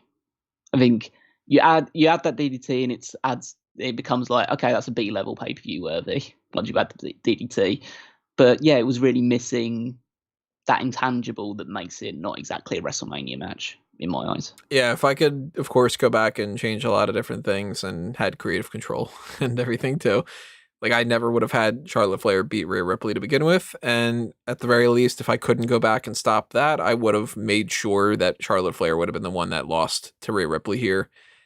And I think Asuka would have been a good challenger for Ripley, where it's kind of like, okay, this is going to be her first real test as champion kind of a thing, as opposed to the one that she beats for the title. Because going into this, it was pretty much, all right, well, either you're going to go with the new girl who is like the one you're touting for the future, or you're going to go with the woman who you don't seem to really care about other than the fact that she's got the championship. And one decision is right for the future. One decision is, well, you can't even follow through on the thing you did the past year. So it was sort of like, you have to go in that direction. And it just didn't feel right. I'm glad Rhea Ripley won. Like, I'm glad that that's the case. And on the record books, it's going to look like something that's a bigger and better deal than what it really was, kind of. Just sort of like how you can say, for instance, The Miz is a 2-time WWE World Champion. And be like, yeah, well, one of them, he won and dropped it like a week later, or like, for the longest time, they kept saying Kane is a former world champion. And you're like, he healed it for like 22 hours. It's not like, on paper, some things work better than actually the execution of it. And I don't think that over time, this match is going to be something that people are going to warm up to, like the main event. But we'll get to that because we have to talk about something else in the meantime. Oh yeah, this shit. And before we do that, I'm going to throw some other shit out there. I'm going to plug a bunch of things. Good. I'll plug some way better than this. Go to all the other kind of things we've said before in the past, like the Fanboys Anonymous website. If you want to check out the Review to a Kill podcast that we've got going on about the James Bond series, make sure that if you want to help us grow in the future for either Fanboys or for Smark Out Moment, that you are hitting up the Patreon, patreon.com/ of course, either Smark Out Moment or / Fanboys Anonymous. Even $1 goes a long way. Thank you to everybody who's been doing the super chats, by the way. Just another thank you for that. But, if you are a part of that, you get the access to the dark casts or the bonus features on the Fanboy side of things. There's the Pick Your Poison tier. We got the merchandise shops on TeePublic and Redbubble. And if you're just following us on Facebook and Twitter and subscribing on YouTube and leaving your comments, that's all fantastic as well. And another thing I want to mention is that Smark Madness tournament. If you go over to smarkoutmoment.com right now, you can vote between either SummerSlam or WrestleMania for what is the best pay-per-view name of all time. So they decided they wanted one more segment here where Bayley was going to interrupt. And they've got Titus, they've got Hulk Hogan, they get Bayley to come out, and it's like, all right, now's the moment. Now we're going to get that Becky Lynch thing. And the Bella Twins come out. And people are like, fuck this. this kind of a thing. Yeah. It's supposed to be a moment that pops everybody, and that everybody's like, this is so great because the Bella Twins get to do something, and it's a chorus of boos. Yeah, it was weird. And to be fair, I say it's weird. You could have seen this coming from a mile off if you really thought about it. It's just Bayley is over in this character. People actually find her entertaining and fun. She was dealing with Hulk Hogan, and so she was clearly the babyface in that dynamic as well, even though the whole thing was everyone hates Bayley, everyone's annoyed by Bayley, but the crowd were really behind her for the most part. And then she gets her pyro, and people seem to like that as well. And there's some Bayley chants starting as well. And then the Bella Twins come out, and obviously the Bella Twins are very polarizing. There's obviously a demographic of fans that absolutely adore and worship everything they do. There's other contingent of fans that absolutely despise them and think they're one of the biggest blights in wrestling history. I sit somewhere in the middle of those two categories. Yeah, you're not going to hear me going nuts about either way when it comes to them. Yeah. And then Bayley makes a comment about John Cena. She makes other rude gestures towards them, and then they start beating her up and sending her down the ramp, and the crowd boo because they like Bayley and they don't like the Bella Twins, or at least the vocal ones didn't like the Bella Twins. And then they all pose at the end of it. I guess they cheer that thing because, okay, at least it's over and we can move on now. But yeah, this was a really underwhelming and crappy segment. And it would have been so different if it would have been Becky Lynch. Oh yeah, if Becky come out and the crowd would have just gone crazy, but I don't know what's happening with that because it's making me feel like maybe it's the Raw after Mania, or maybe it's just she's not coming back for a little while. I mean, if we find out that that wasn't an option, then we can't fault WWE for that, but at the same time, we can fault WWE for not knowing that people wouldn't boo the Bella Twins in that scenario, because then you didn't need to do it. You could have had a couple different options. You could have had Molly Holly do it. And Molly Holly and Bayley, like, that would have worked where people would have cheered Molly Holly because she's Molly Holly, and like everybody thinks that she's like a total saint. So nobody would be like, boo, we don't like Molly Holly. It would be her coming out and getting that kind of a spotlight, which would be fun. But the Bella Twins are a bigger deal to WWE, so they booked them in that kind of way. But I don't think a good way to do this too is to have them bring up John Cena because then it's just sort of the whole thing. Just not. Yeah, 2 big thumbs down for this whole segment. Thank you, Chris, for the super chat. He says, thank you for all the hard work this week. You're welcome, buddy. It's been a week. And it's more on Tony's end than my end. It doesn't it's not gonna end for me when I thought that it was gonna end either. So you're gonna be hearing from like the next couple of podcasts, me still being completely out of it in some ways. To be honest, it hasn't been as hard as I expected that it was going to be because I did an extra week and a half's worth of work ahead of time, which is insane to have to work an extra week and a half to make sure that you're not super behind on work or whatever. But we'll see what happens when I get my COVID shot and stuff. That's coming up. So we led into the main event, and we've got a situation where anybody could have won. Roman Reigns, Edge, Daniel Bryan. I would have been happy because I'm a huge fan of all 3 of them. They are, I don't know where Roman would rank on my list of all-time favorites, but I've always been a fan of Roman Reigns. You know, I've said it before a million times. I was one of the few people in the 2015 Royal Rumble crowd that was cheering for Roman Reigns. And you can go back and you can check it out. It's an old interview thing that I have up on there. But Daniel Bryan was a guy that for the longest time, I was like, not for the longest time, for a while at the very, very beginning of his career, I'm like, I don't see it. I don't know why everybody's going nuts. And then as time went on, I'm like, all right, I totally get it. This guy's awesome. And he's been awesome ever since. And Edge, I've always liked Edge, even going back to the angry youth running on the streets, kind of version of Edge. Always been a big fan of Edge. So I was going into this saying, in any way, as long as they don't botch it and have a bad match and a weird ending, I'll be okay with it. And I actually, more and more throughout the night, I started thinking to myself, night 2 kind of sucks, and night 2's pissing off a lot of people.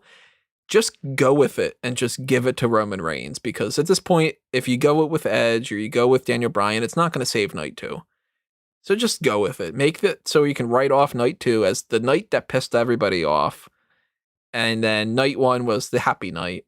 And I'm glad that they ended up going in that direction. We ended up getting, after what was either the best match of the night or the second best match of the night, depending on your perspective. Although I highly doubt that somebody's kind of like, that's the 5th best match because of the, whatever's better than that. I like the match. I think that maybe a little bit of it could have been changed, like maybe less Jey Uso stuff, but I see why they did it the way that they did it. And ultimately, like, I don't have anything bad to say about it. I liked it. So overall, I thought the match was excellent. I thought they did a lot of really cool and interesting near falls and good battles with each other. It was booked more to be a big move match rather than something that built up really. They were just hitting each other straight from the gate and doing some great stuff. I like the Jey Uso involvement because it makes sense. Like, Roman's always trying to find a way to stack the odds in his favour. So Jey Uso's out there. It's a no DQ match. He can get involved as much as he likes to. But they did the interesting thing of him getting taken out with the DDT on the steel steps, and so he's out of the equation for most of the match. Do plenty of cool stuff, like the double spear was a great spot. Yeah, I like that. Daniel Bryan running wild a little bit with like the running knee and stuff like that. The power bomb through the table followed by a spear off the steel steps. That was great. My favourite spot of the entire match, the Edge having the crossface in place, Bryan stopping the submission, which is, again, it's a spot that I'm not a huge fan of, but I think it worked in that situation because he then used that hand to put on the S-lock as well, and then they're just headbutting each other over who's going to get the submission on Roman Reigns, and that was a work of genius. I like that in that moment when it first happened, Edge was like, "Let go." It's like, as if like Daniel Bryan's going to go, "All right, you can win." That was probably my favorite moment of the night for that match. I mean, not the night. Yeah, and I kind of love the whole ending of the story to an extent was, so Bryan gets, like, obviously the whole story has been that Bryan is now being selfish and doing things for himself, and so he starts getting aggressive with Edge, beating the shit out of him, kicking him down, trying to get him to finish him off, but Edge manages to deal with him. Edge is able to get Roman, but then you have him pull the referee out. Edge gets crazy now because now Edge just snaps because he feels like his moment's been taken away from him. He does the steel chair beating down. He gets the concerto on Daniel Bryan, and then Jey Uso gets involved. It helps distract enough time for Roman to hit the spear on him and then hit another concerto, and then he pins both guys. And I don't really know how to feel about it because I think long term this can make sense. So I don't want to shit on it completely. I'm giving it a chance to actually breathe and see what happens from it, but it just felt really deflating. And that's kind of the point, because it's just like, I know Roman's done a lot of great work this year. I don't want to deny that. But he is a heel at the end of the day, and he was booed. He wasn't cheered like a lot of people predicted. He did get booed out of the building. The fan favourites clearly were Edge and Daniel Bryan. Edge more so than Daniel Bryan, if you can believe that. I could totally believe it. I figured that he would be the one that people would want to see win the most. Potentially, yeah. And Edge did. And, like, he's the whole, like, tenure to the day kind of thing, and he's new, not in the sense of, like, we haven't seen him before, but, like, he's fresh compared to Bryan. Yeah. And so Reigns did get booted, but it's just the idea of, I don't like the heel winning the last match of WrestleMania. Sometimes it can work. You sometimes have to do it just because if it's always the babyface winning the main event, it gets a little bit stale. But it just felt so, again, like I said, deflating. Yeah. Just like Roman getting the pin on both guys. Just like, I don't care if Bryan or Edge had lost the title the very next SmackDown back to Roman, or lost it the very next pay-per-view back to Roman. I just felt it needed to happen. I think one of them needed to win this match and send the crowd home happy after what had been a difficult night too. And I guess I understand your perspective of the idea of like, okay, the show's already a write-off, let's just have Roman win. But I kind of prefer the situation of like, okay, the show's been a write-off, let's try and end it on a good note anyway and make the crowd, at least they leave the show happy after, okay, that was bad, but we got to see Edge win the title but for the first time in however many years after he dropped it, and we got to see Bryan overcome the odds again and win the title. Just have Roman win and have Roman pin both guys simultaneously. It basically says, okay, these two are out of the title picture because they both got pinned at the exact same time, and Roman is the dominant champion. And it just means who can they build up to beat Roman Reigns? The only thing that seems to be me as a potential is the fact that McIntyre is not WWE champion. McIntyre goes over to SmackDown, or Reigns goes over to Raw. Even then, though, it's like, well, then where do you go with Bobby Lashley too? Because you got Randy Orton won the match against Bray Wyatt, so it's not like Bray Wyatt's this like super baby face that can start feuding with Lashley. Maybe Strowman's the next thing, just to give Lashley another win.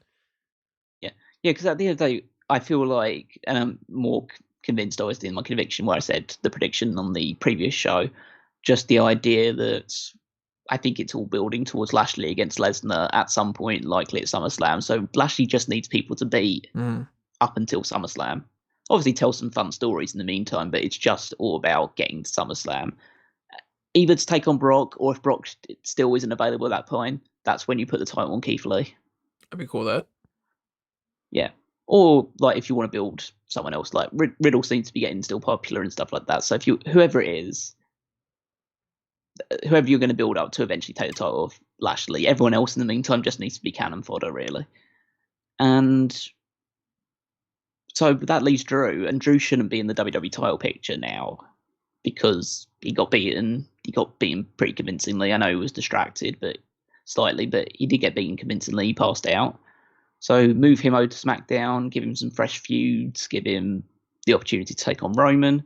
Because now I just don't see anybody for Roman. The only thing is that long-term pipe dream that a lot of people have about Big E. But it just seems that Big E's quite far away from that at the moment. I don't think Big E would be ready for that moment until... if you started building now, I still don't think he'd be ready for it by... at the very earliest, it would be the Royal Rumble next year. I think you need. It could be done, but I don't know. I think it would feel forced if it was earlier than that.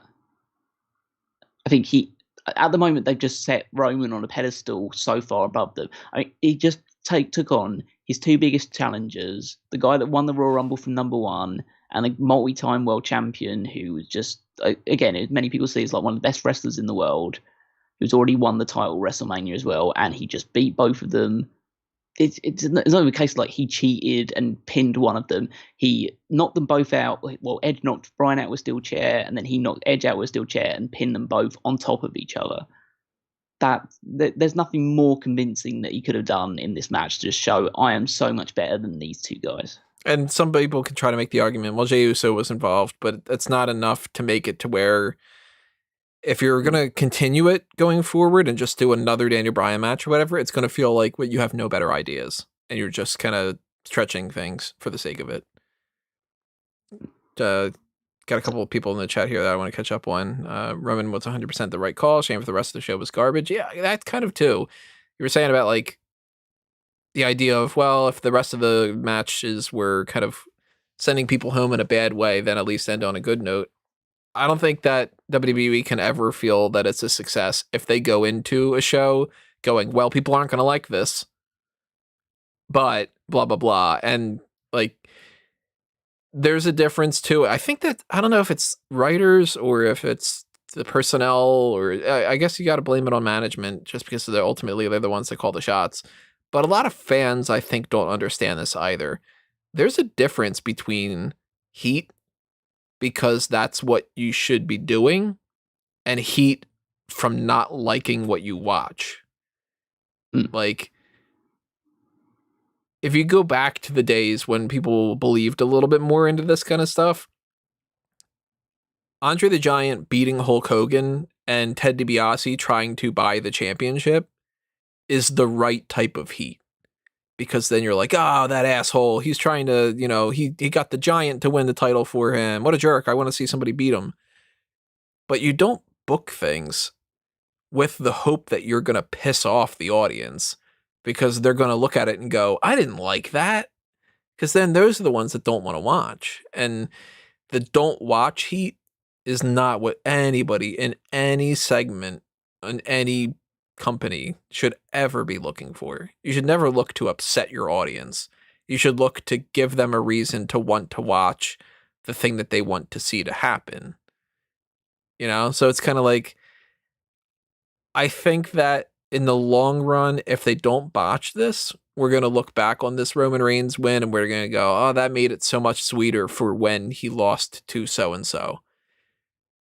But I can't say the same about like the Tamina situation where they're not long-term booking that. That was just a bad series of calls. Yeah. I would say, like I said, I could totally understand Roman retain the championship, and maybe long term it does make more sense to just his overall character arc and just, again, the aura of dominance that he's been presented. I just feel like, it just feels underwhelming because he's still on top. You had two likable baby faces that could have taken the championship off him at WrestleMania, and it's... Yeah, and it just ended the way that it did. It just, maybe this is how I'm supposed to feel, but it doesn't feel good that Roman won this one. And I'm a fan of Roman. I do like Roman. I understand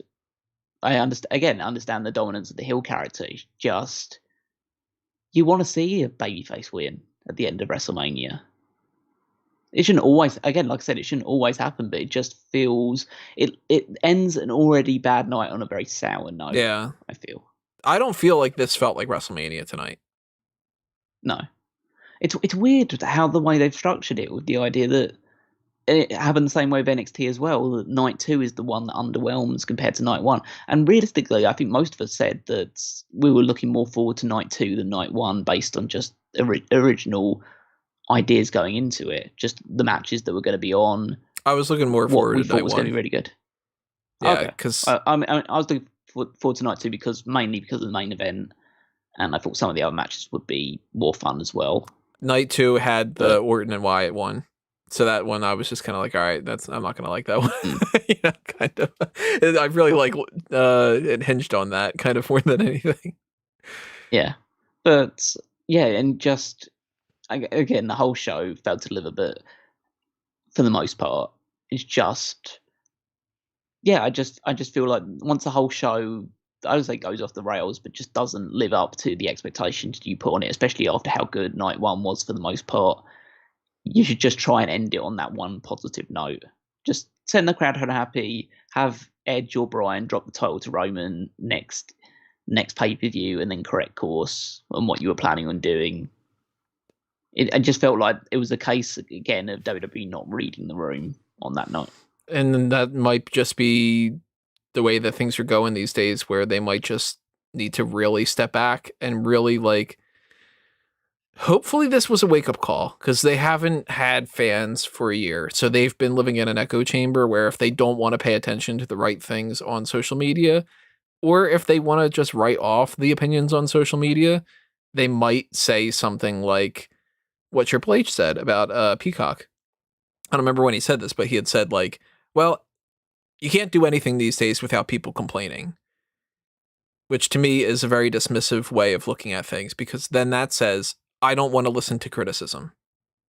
And if WWE wants to do that, they can very easily do that, because they could just say, okay, well, on Twitter, everybody's complaining about such and such. And then somebody else will go, yeah, but the internet people, they always do that. And then you're not giving credibility to the fact that the internet people are people that are complaining about stuff, just the same as, do they have to fill out like a form like the way that they used to fill out for like a Nielsen rating thing to be able to get it? Like, it's still the same thing, you know? The internet people are your people. Yeah.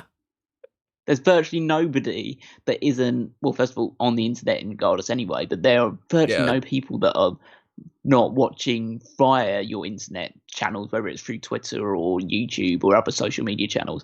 Most of your audience is what is engaging with your product. For example. Yeah, it's not the same way that it used to be, where it was like, well, a few select like hardcore nerds are the ones reading the after mags, and they're the ones that are, you know, on these little message boards that, nobody would go on 20 something years ago, where it's like a couple of nerds get together and they all just start talking about The Simpsons on some kind of a chat room in 1985 or something, like it's not the way that it used to be. It's the internet's just everything these days. There's 2-year-old kids that know more about the internet than 50-year-olds. And it's an extension of life. And you can't just say, well, the internet people, whatever. The internet people are people. And if they want to ignore that, the only way that they can just kind of break through that barrier is if those fans are in attendance and they can just vocally say, fuck this, or yeah, that's awesome. We haven't had that option. So maybe the way that some of these things happen, we might see like a change over the course of the next 2 weeks where maybe Bayley turns babyface, or maybe a title changes hands where they kind of thought, oh crap, maybe we shouldn't have gone in this direction, or maybe they don't. Maybe WWE is just going to be stubborn about some of these things and they just say, no, we want such and such. And if you don't want to watch it, then don't watch it. We got our check for this. We got our check from that. The Old Spice people paid us. The Snickers people paid us.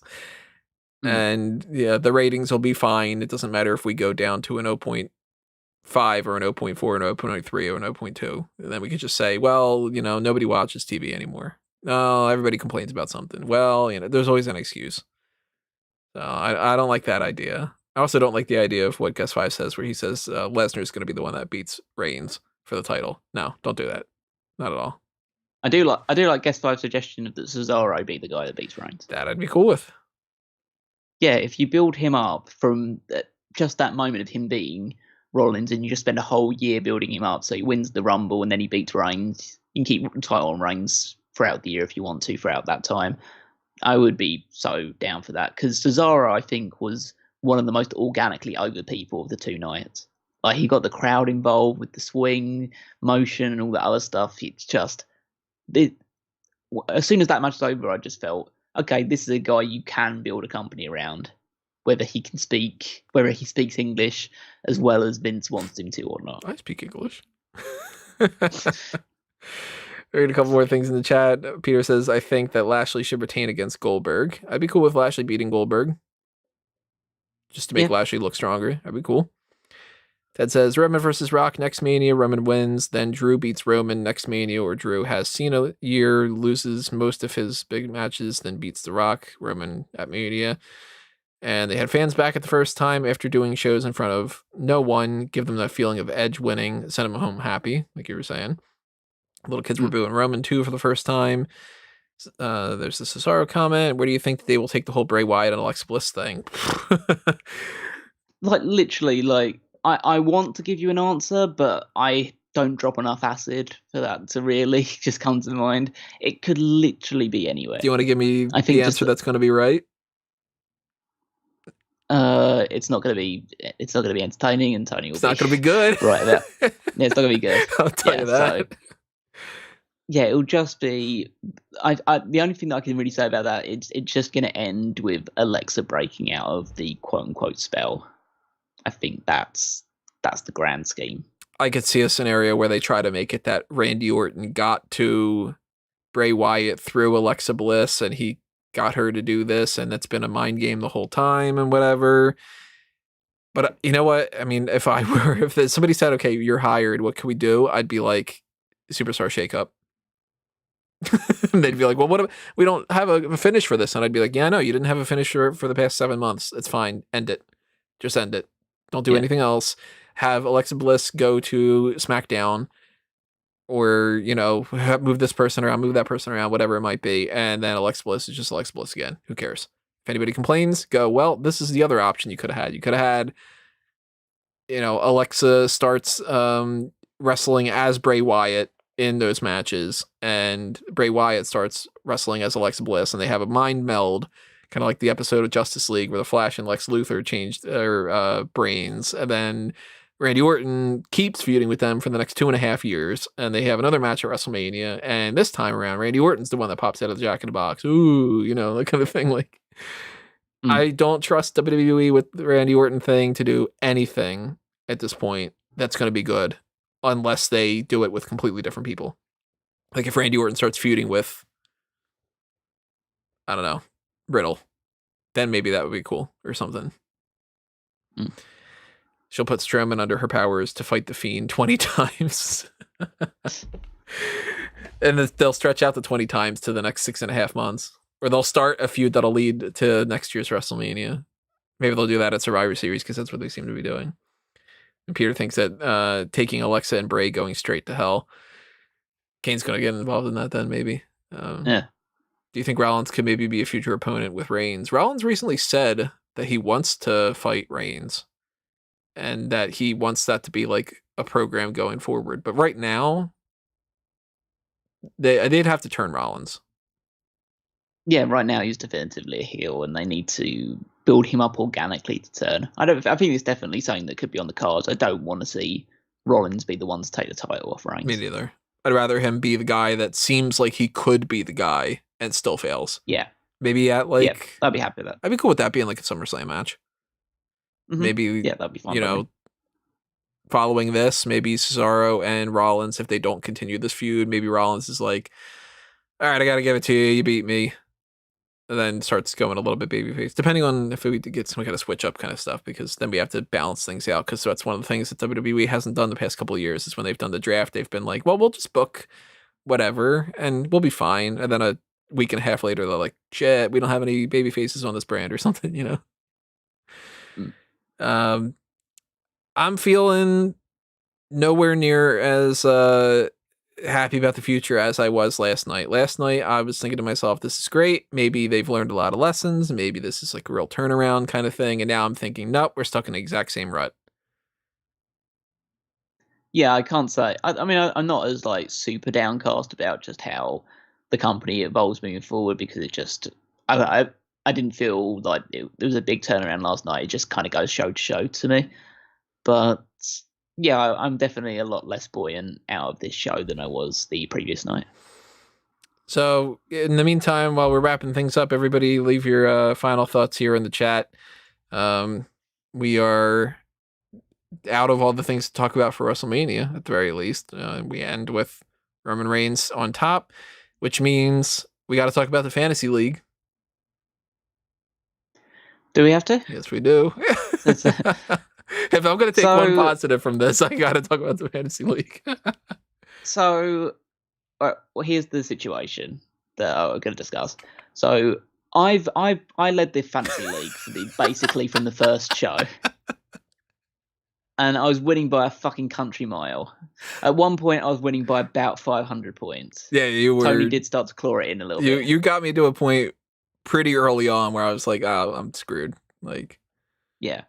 So I decided, because it did get a bit close up, and by the end of it, I think when we were going into the final show, this final WrestleMania show, I think I was about 200 points ahead of Tony. Wago was about 150 points behind Rob, so I decided, okay, make it interesting with the WrestleMania. So even as well as getting additional points for some of the WrestleMania matches, whatever your score is at the end of the show, you're also going to double it as well. So I thought, okay, that'd be a nice little fun way of doing it, make things maybe a bit closer. But night one, I was Wago was winning the fantasy, not winning the overall fantasy league, but he was winning the night in terms of points.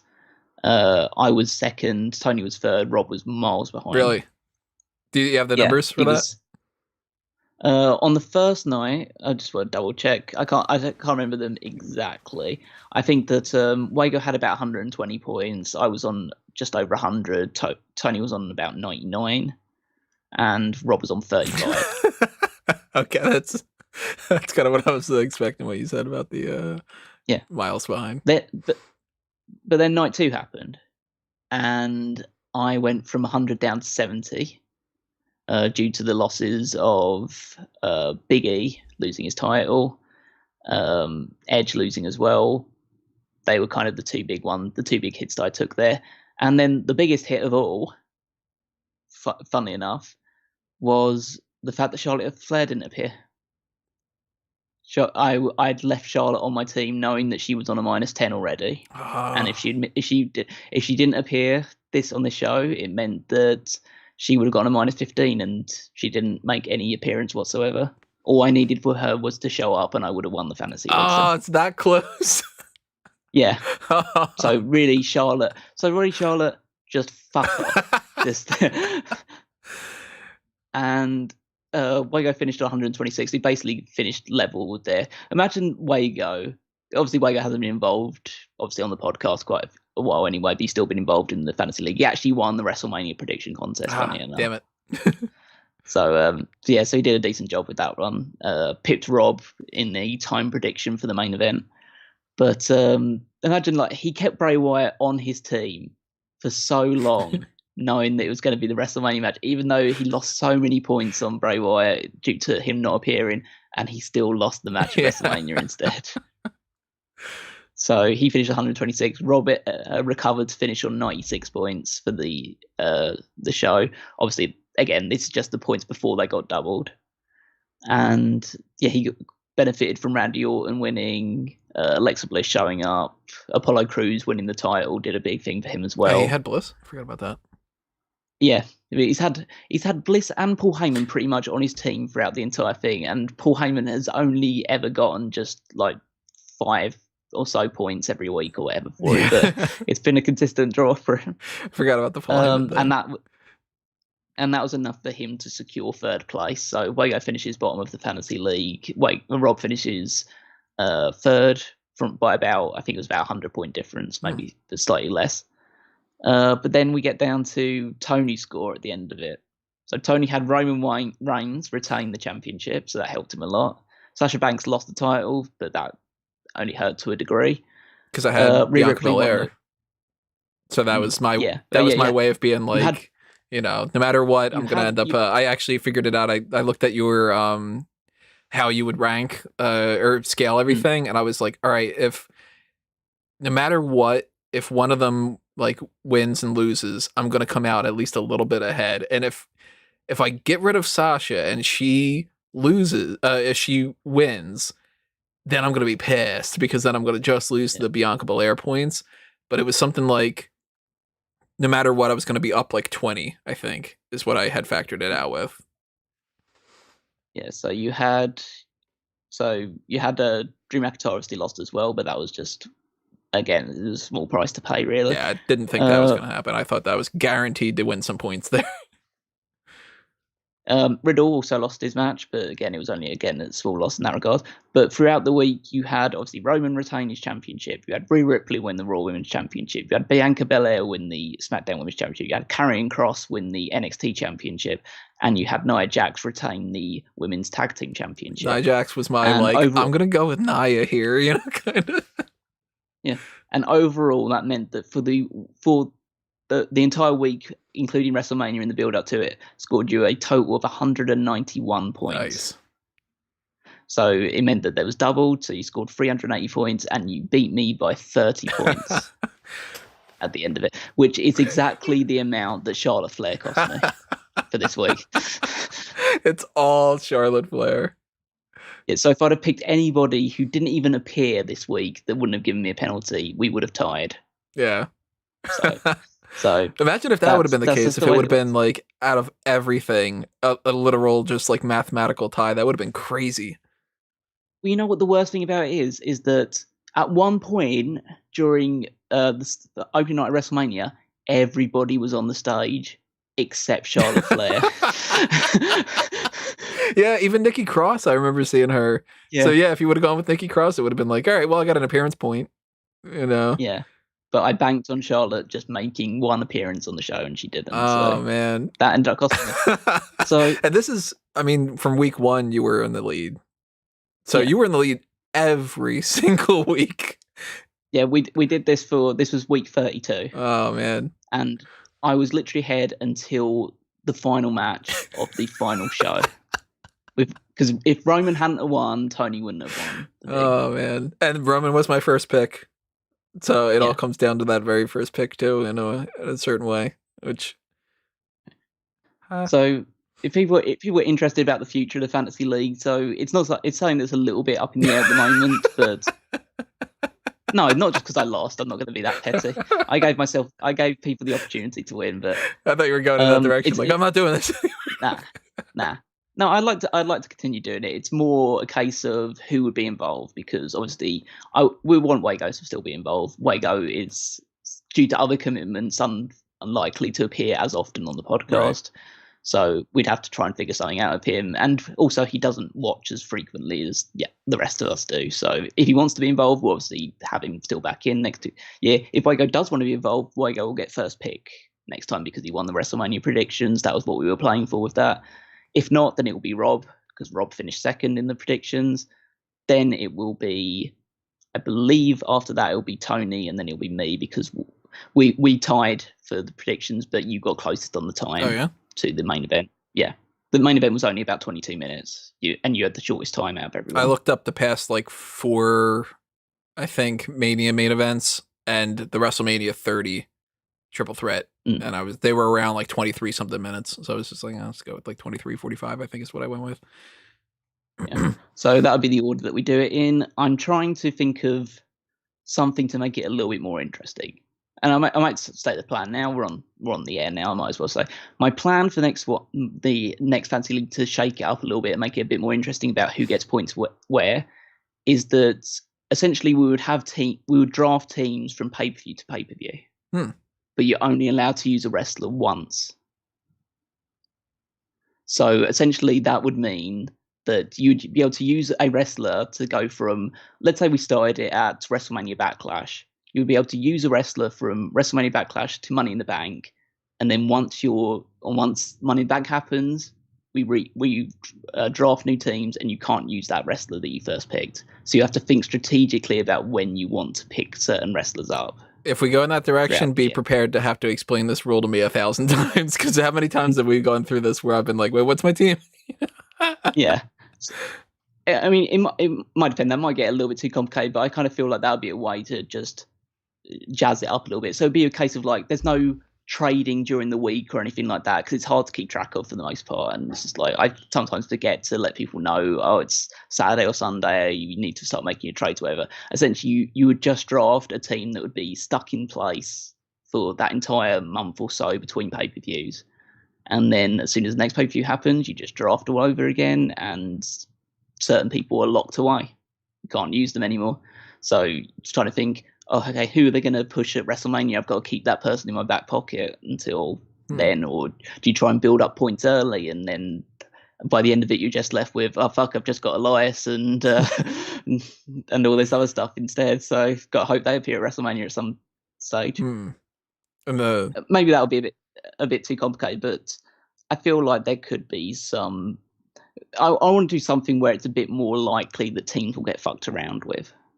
I'm sure there's we got some time that we can figure it out too, because we're probably going to have that set up around the next pay-per-view, right? Yeah, I'm going to say that the first draft will happen the week leading up to WrestleMania Backlash. Backlash, yeah. So essentially, the Fantasy League will be obviously not running until then, and then we'll start off there in whatever configuration it is. So whether it's that configuration, whether we keep it a bit more traditional, the way that we've been doing it so far.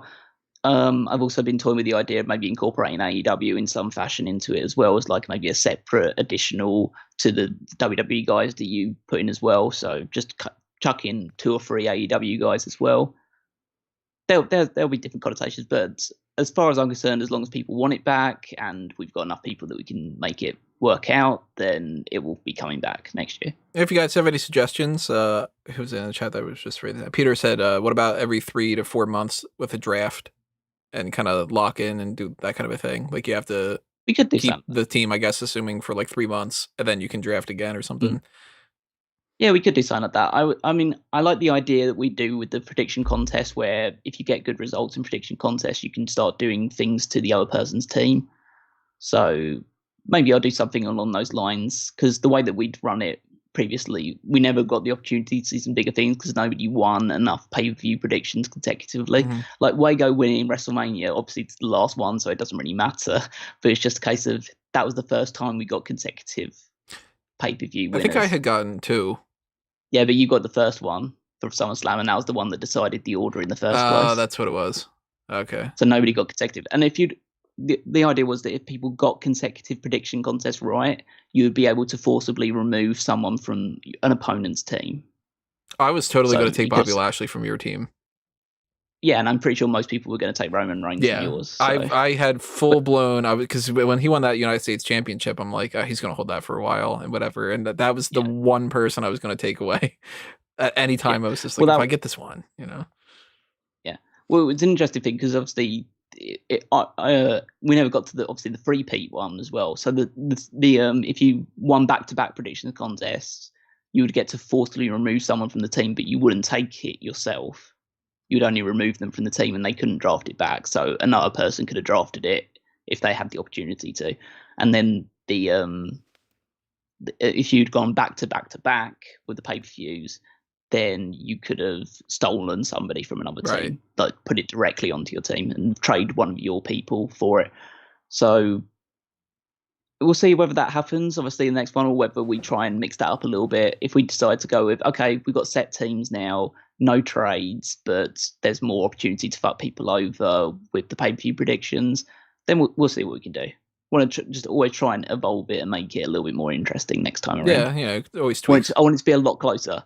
Obviously, it got close by the end of it just because of the way that I decided to go WrestleMania, but I want it to be closer throughout and have people swap around a little bit because it was pretty much the same order throughout. It was just me and Tony at the top, and then it was between either Rob or Wago at the bottom. So, and a lot of us, if I'm remembering correctly, only really tended to swap like 3 different people from our teams.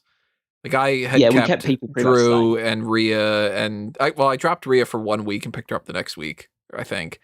But like I had Sasha pretty much like for the most of the thing. I can give you probably like a list of people that wouldn't have traded at all, which were Roman Reigns, Sasha Banks, Drew McIntyre. No, Sasha was at one point. Because Rob had Sasha, dropped her, and I snatched her up, and then she started winning and stuff. And he was like, "God damn it!" You know? Yeah, because he thought that she was going to leave after Bailey attacked her. I think, so. All right, so Roman didn't get traded. Drew McIntyre didn't get traded throughout it. Randy Orton didn't get traded throughout. I think Rob basically traded most of his team. So actually, I think Finn Balor never got traded, as far as I'm aware. AJ Styles for Wago never got traded. Adam Cole and Kevin Owens never got traded. I kept Bobby Lashley throughout the entire thing. I kept Big E throughout the entire time. Yeah. And they're the only two I think never got traded to my side of it. You traded a lot at first. Pretty much every week you were trading. I think I had the most traded. I think I had the most trades throughout the entire thing because I think I traded pretty much every week because I was always going for short-term games. And for the most part, it worked until I fucked up on the last show. But yeah. But we'll see how it goes. Again, I'd like to see it return next year, but we'll just see in what configuration it ends up being. That just goes to prove one thing, though. The mangoes don't kneel. And Rob is robbed of points. Yeah. So I'm happy about that. It went well. Yeah, it was good. Like our fucking predictions just went off the rails in the second night because everything pretty much went wrong. I think we only got 4 out of 7. I think the first time, I think we got 2 or 3. In the next one, it was just like, okay, Rhea Ripley won. We all predicted that, but then Rob got Sheamus right, and nobody else picked Sheamus. Wago was the only one that backed Roman Reigns in the main event. Not a lot of people probably backing Apollo Crews. No, not even Rob, who was the one that was excited with Apollo Crews winning, actually ended up picking Big E in his final one. And you swapped over Crews and Big E in the final at the last minute as well. Yeah, so right ahead of that, I was like, oh, Apollo's gonna win. Give me Big E. And if you'd done that, if you'd done that, you won. Well, I did win. So, well, you would have won the. You would have won the. Oh, I would have won that too. Damn. Yeah. Should have gone with my gut on that one. Yeah, but yeah, we'll see what happens next year. I'm going to come back with a vengeance because I still feel like I gave people a window of opening. I was like the guy that just decided, okay, I'm just going to turn my back for 3 seconds and let you see if you can roll me up, and then you actually just held the tights and pulled me down. So no 24/7 title change tonight or last night either. No R-Truth. No. They could have done God knows how many things. They didn't. Well, they're doing that. They did that stupid thing on the first night where it said, "Oh, head over to YouTube and see if the Old Spice, Old Spice guy gets to win the." Because they were doing a training montage of him preventing himself getting rolled up and stuff. Yeah, Joseph Average. Mm. So that's night 2. That's WrestleMania in the bag, which means we're gonna roll along this next week with kind of a whole bunch of other stuff. I mean, I don't 100% know exactly what our game plan is for these next few episodes because normally tomorrow we would be doing our next episode of A Review to a Kill, and then on Tuesday or Wednesday we would be doing whatever the main event would be. But just to be full transparency, we need a break from doing the podcast. We've done a whole bunch of them, so we're not doing a podcast on Monday. We're going to do the Review to a Kill on Tuesday, and on Wednesday, we're either doing the mailbag, or we're doing the Smark Madness tournament recap, or we're doing... there's a couple lists of other things that I've got down that, like, we could do this, we could do that, we could do that. And then, I don't know about the weekend, so that might factor in. Tomorrow night's Raw might change something. They might announce something that we might end up being like, oh, we got to do that instead or something, but... if we do the mailbag, for instance, then we'll be doing that as another live show. So, bookmark this and do the whole email notifications and everything for that. Send in the questions, too, if you want to make sure that you got your questions in case you can't join us for the live thing. And if we do the Smark Madness tournament thing first or second, or maybe we'll even factor that in there. I think I had some other kind of a plan, too. I want to bring that up just in case I forget about it. It might have been something I wanted to mention to everybody. So I had the Fantasy League recap stuff, which we pretty much took care of here. Fantasy booking SummerSlam is something I'm going to write up. It's not going to be something we're going to do on the podcast. So yeah, it's the quarter 2 mailbag and or the Smark Madness tournament recap should be the next 2 things that you're hearing from us, and then another episode of the Hot Tags. We'll see. I'll let you know. We'll post something on the Mega Maniacs Facebook group, or I'll put something on Facebook or Twitter, or you'll just kind of see it pop up. Because sometimes we just go, let's do this instead, and we end up doing it. But if we do, in fact, do the mailbag, for instance, that will be almost assuredly Wednesday or Thursday. And I'll let you know in the Mega Maniacs group chat if we are doing that live, and if we are, at what time. It might be noon, it might be 3 Eastern. We'll see. If you follow us all over the place, you'll find out sooner or later. And... we'll kind of roll along here. I thought that we were going to get and we'll start getting into the Money in the Bank stuff. Well, now we're going to get into the Backlash stuff, so that's going to change too. But in the meantime, follow me at wherever it is on the screen, right there, on social media, Tony Mango. Follow the Fanboys Anonymous stuff, follow the Smart Cat Moment stuff, and follow Callum as well. Yep, follow me on Twitter at Weekmeister14, probably around about there-ish. Somewhere around that level. Maybe it's on the screen. I don't know. Yeah, it'll be at the bottom. Yeah. Follow me at Weekmeister14. Get all the Twitter stuff there. Check out all of the stuff on smartcatmoment.com, including the power rankings, my weekly contributions, starting up a brand new season of that. Following the WrestleMania results, I wonder who will be towards the top. Probably someone that won a world title, but we'll wait and see how that actually all ends up breaking down. Other than that, if you are not completely burned out of wrestling after this and after Raw happened and then NXT and then AEW and all this other stuff that's still coming up in the many days ahead, then make sure you listen to 2001 A Wrestling Odyssey, the Paul Heyman SmackDown podcast, any other stuff that we've got over on the podcast archives. And yeah, stay tuned for any future developments involving that kind of stuff. Alrighty, everybody, that's going to pretty much do us in for this edition. Callum's going to get some sleep since it's the morning over there. I'm not sleeping. Just going to say, no. Just No, I have to. I've got work the next day, and if I fall asleep now, I'm not going to, my body won't adjust. So, gonna stay awake all day and fall asleep later tonight. Well, wish Callum luck when it comes to that. And it'll be fine. I'll play the Spider-Man game. I'll be good. That's true. You're playing that. So that's cool. Yep. He's going to be off playing that. I'm going to be editing because I have to put up the audio one on Spotify and everything. I'll do that. And, I'll be hanging around if anybody's want to chat on Twitter or something. But whatever's happening is happening. We will see you next time. Thank you for the super chats. Thank you for joining us in the live chat. And if you're listening to us afterward and you weren't able to join us live, thank you for listening to us when you were listening to us. But this is going to do us in for this edition, and we will see you when we see you, everybody. I don't know when exactly that's going to be, but as far as being on camera and stuff, hopefully pretty soon. And that's, I think that covers everything, right? Yeah. All right. So Yep. Yeah, pretty much. we will see you when we see you. And this has been another Smart Cat moment, and we're being counted out.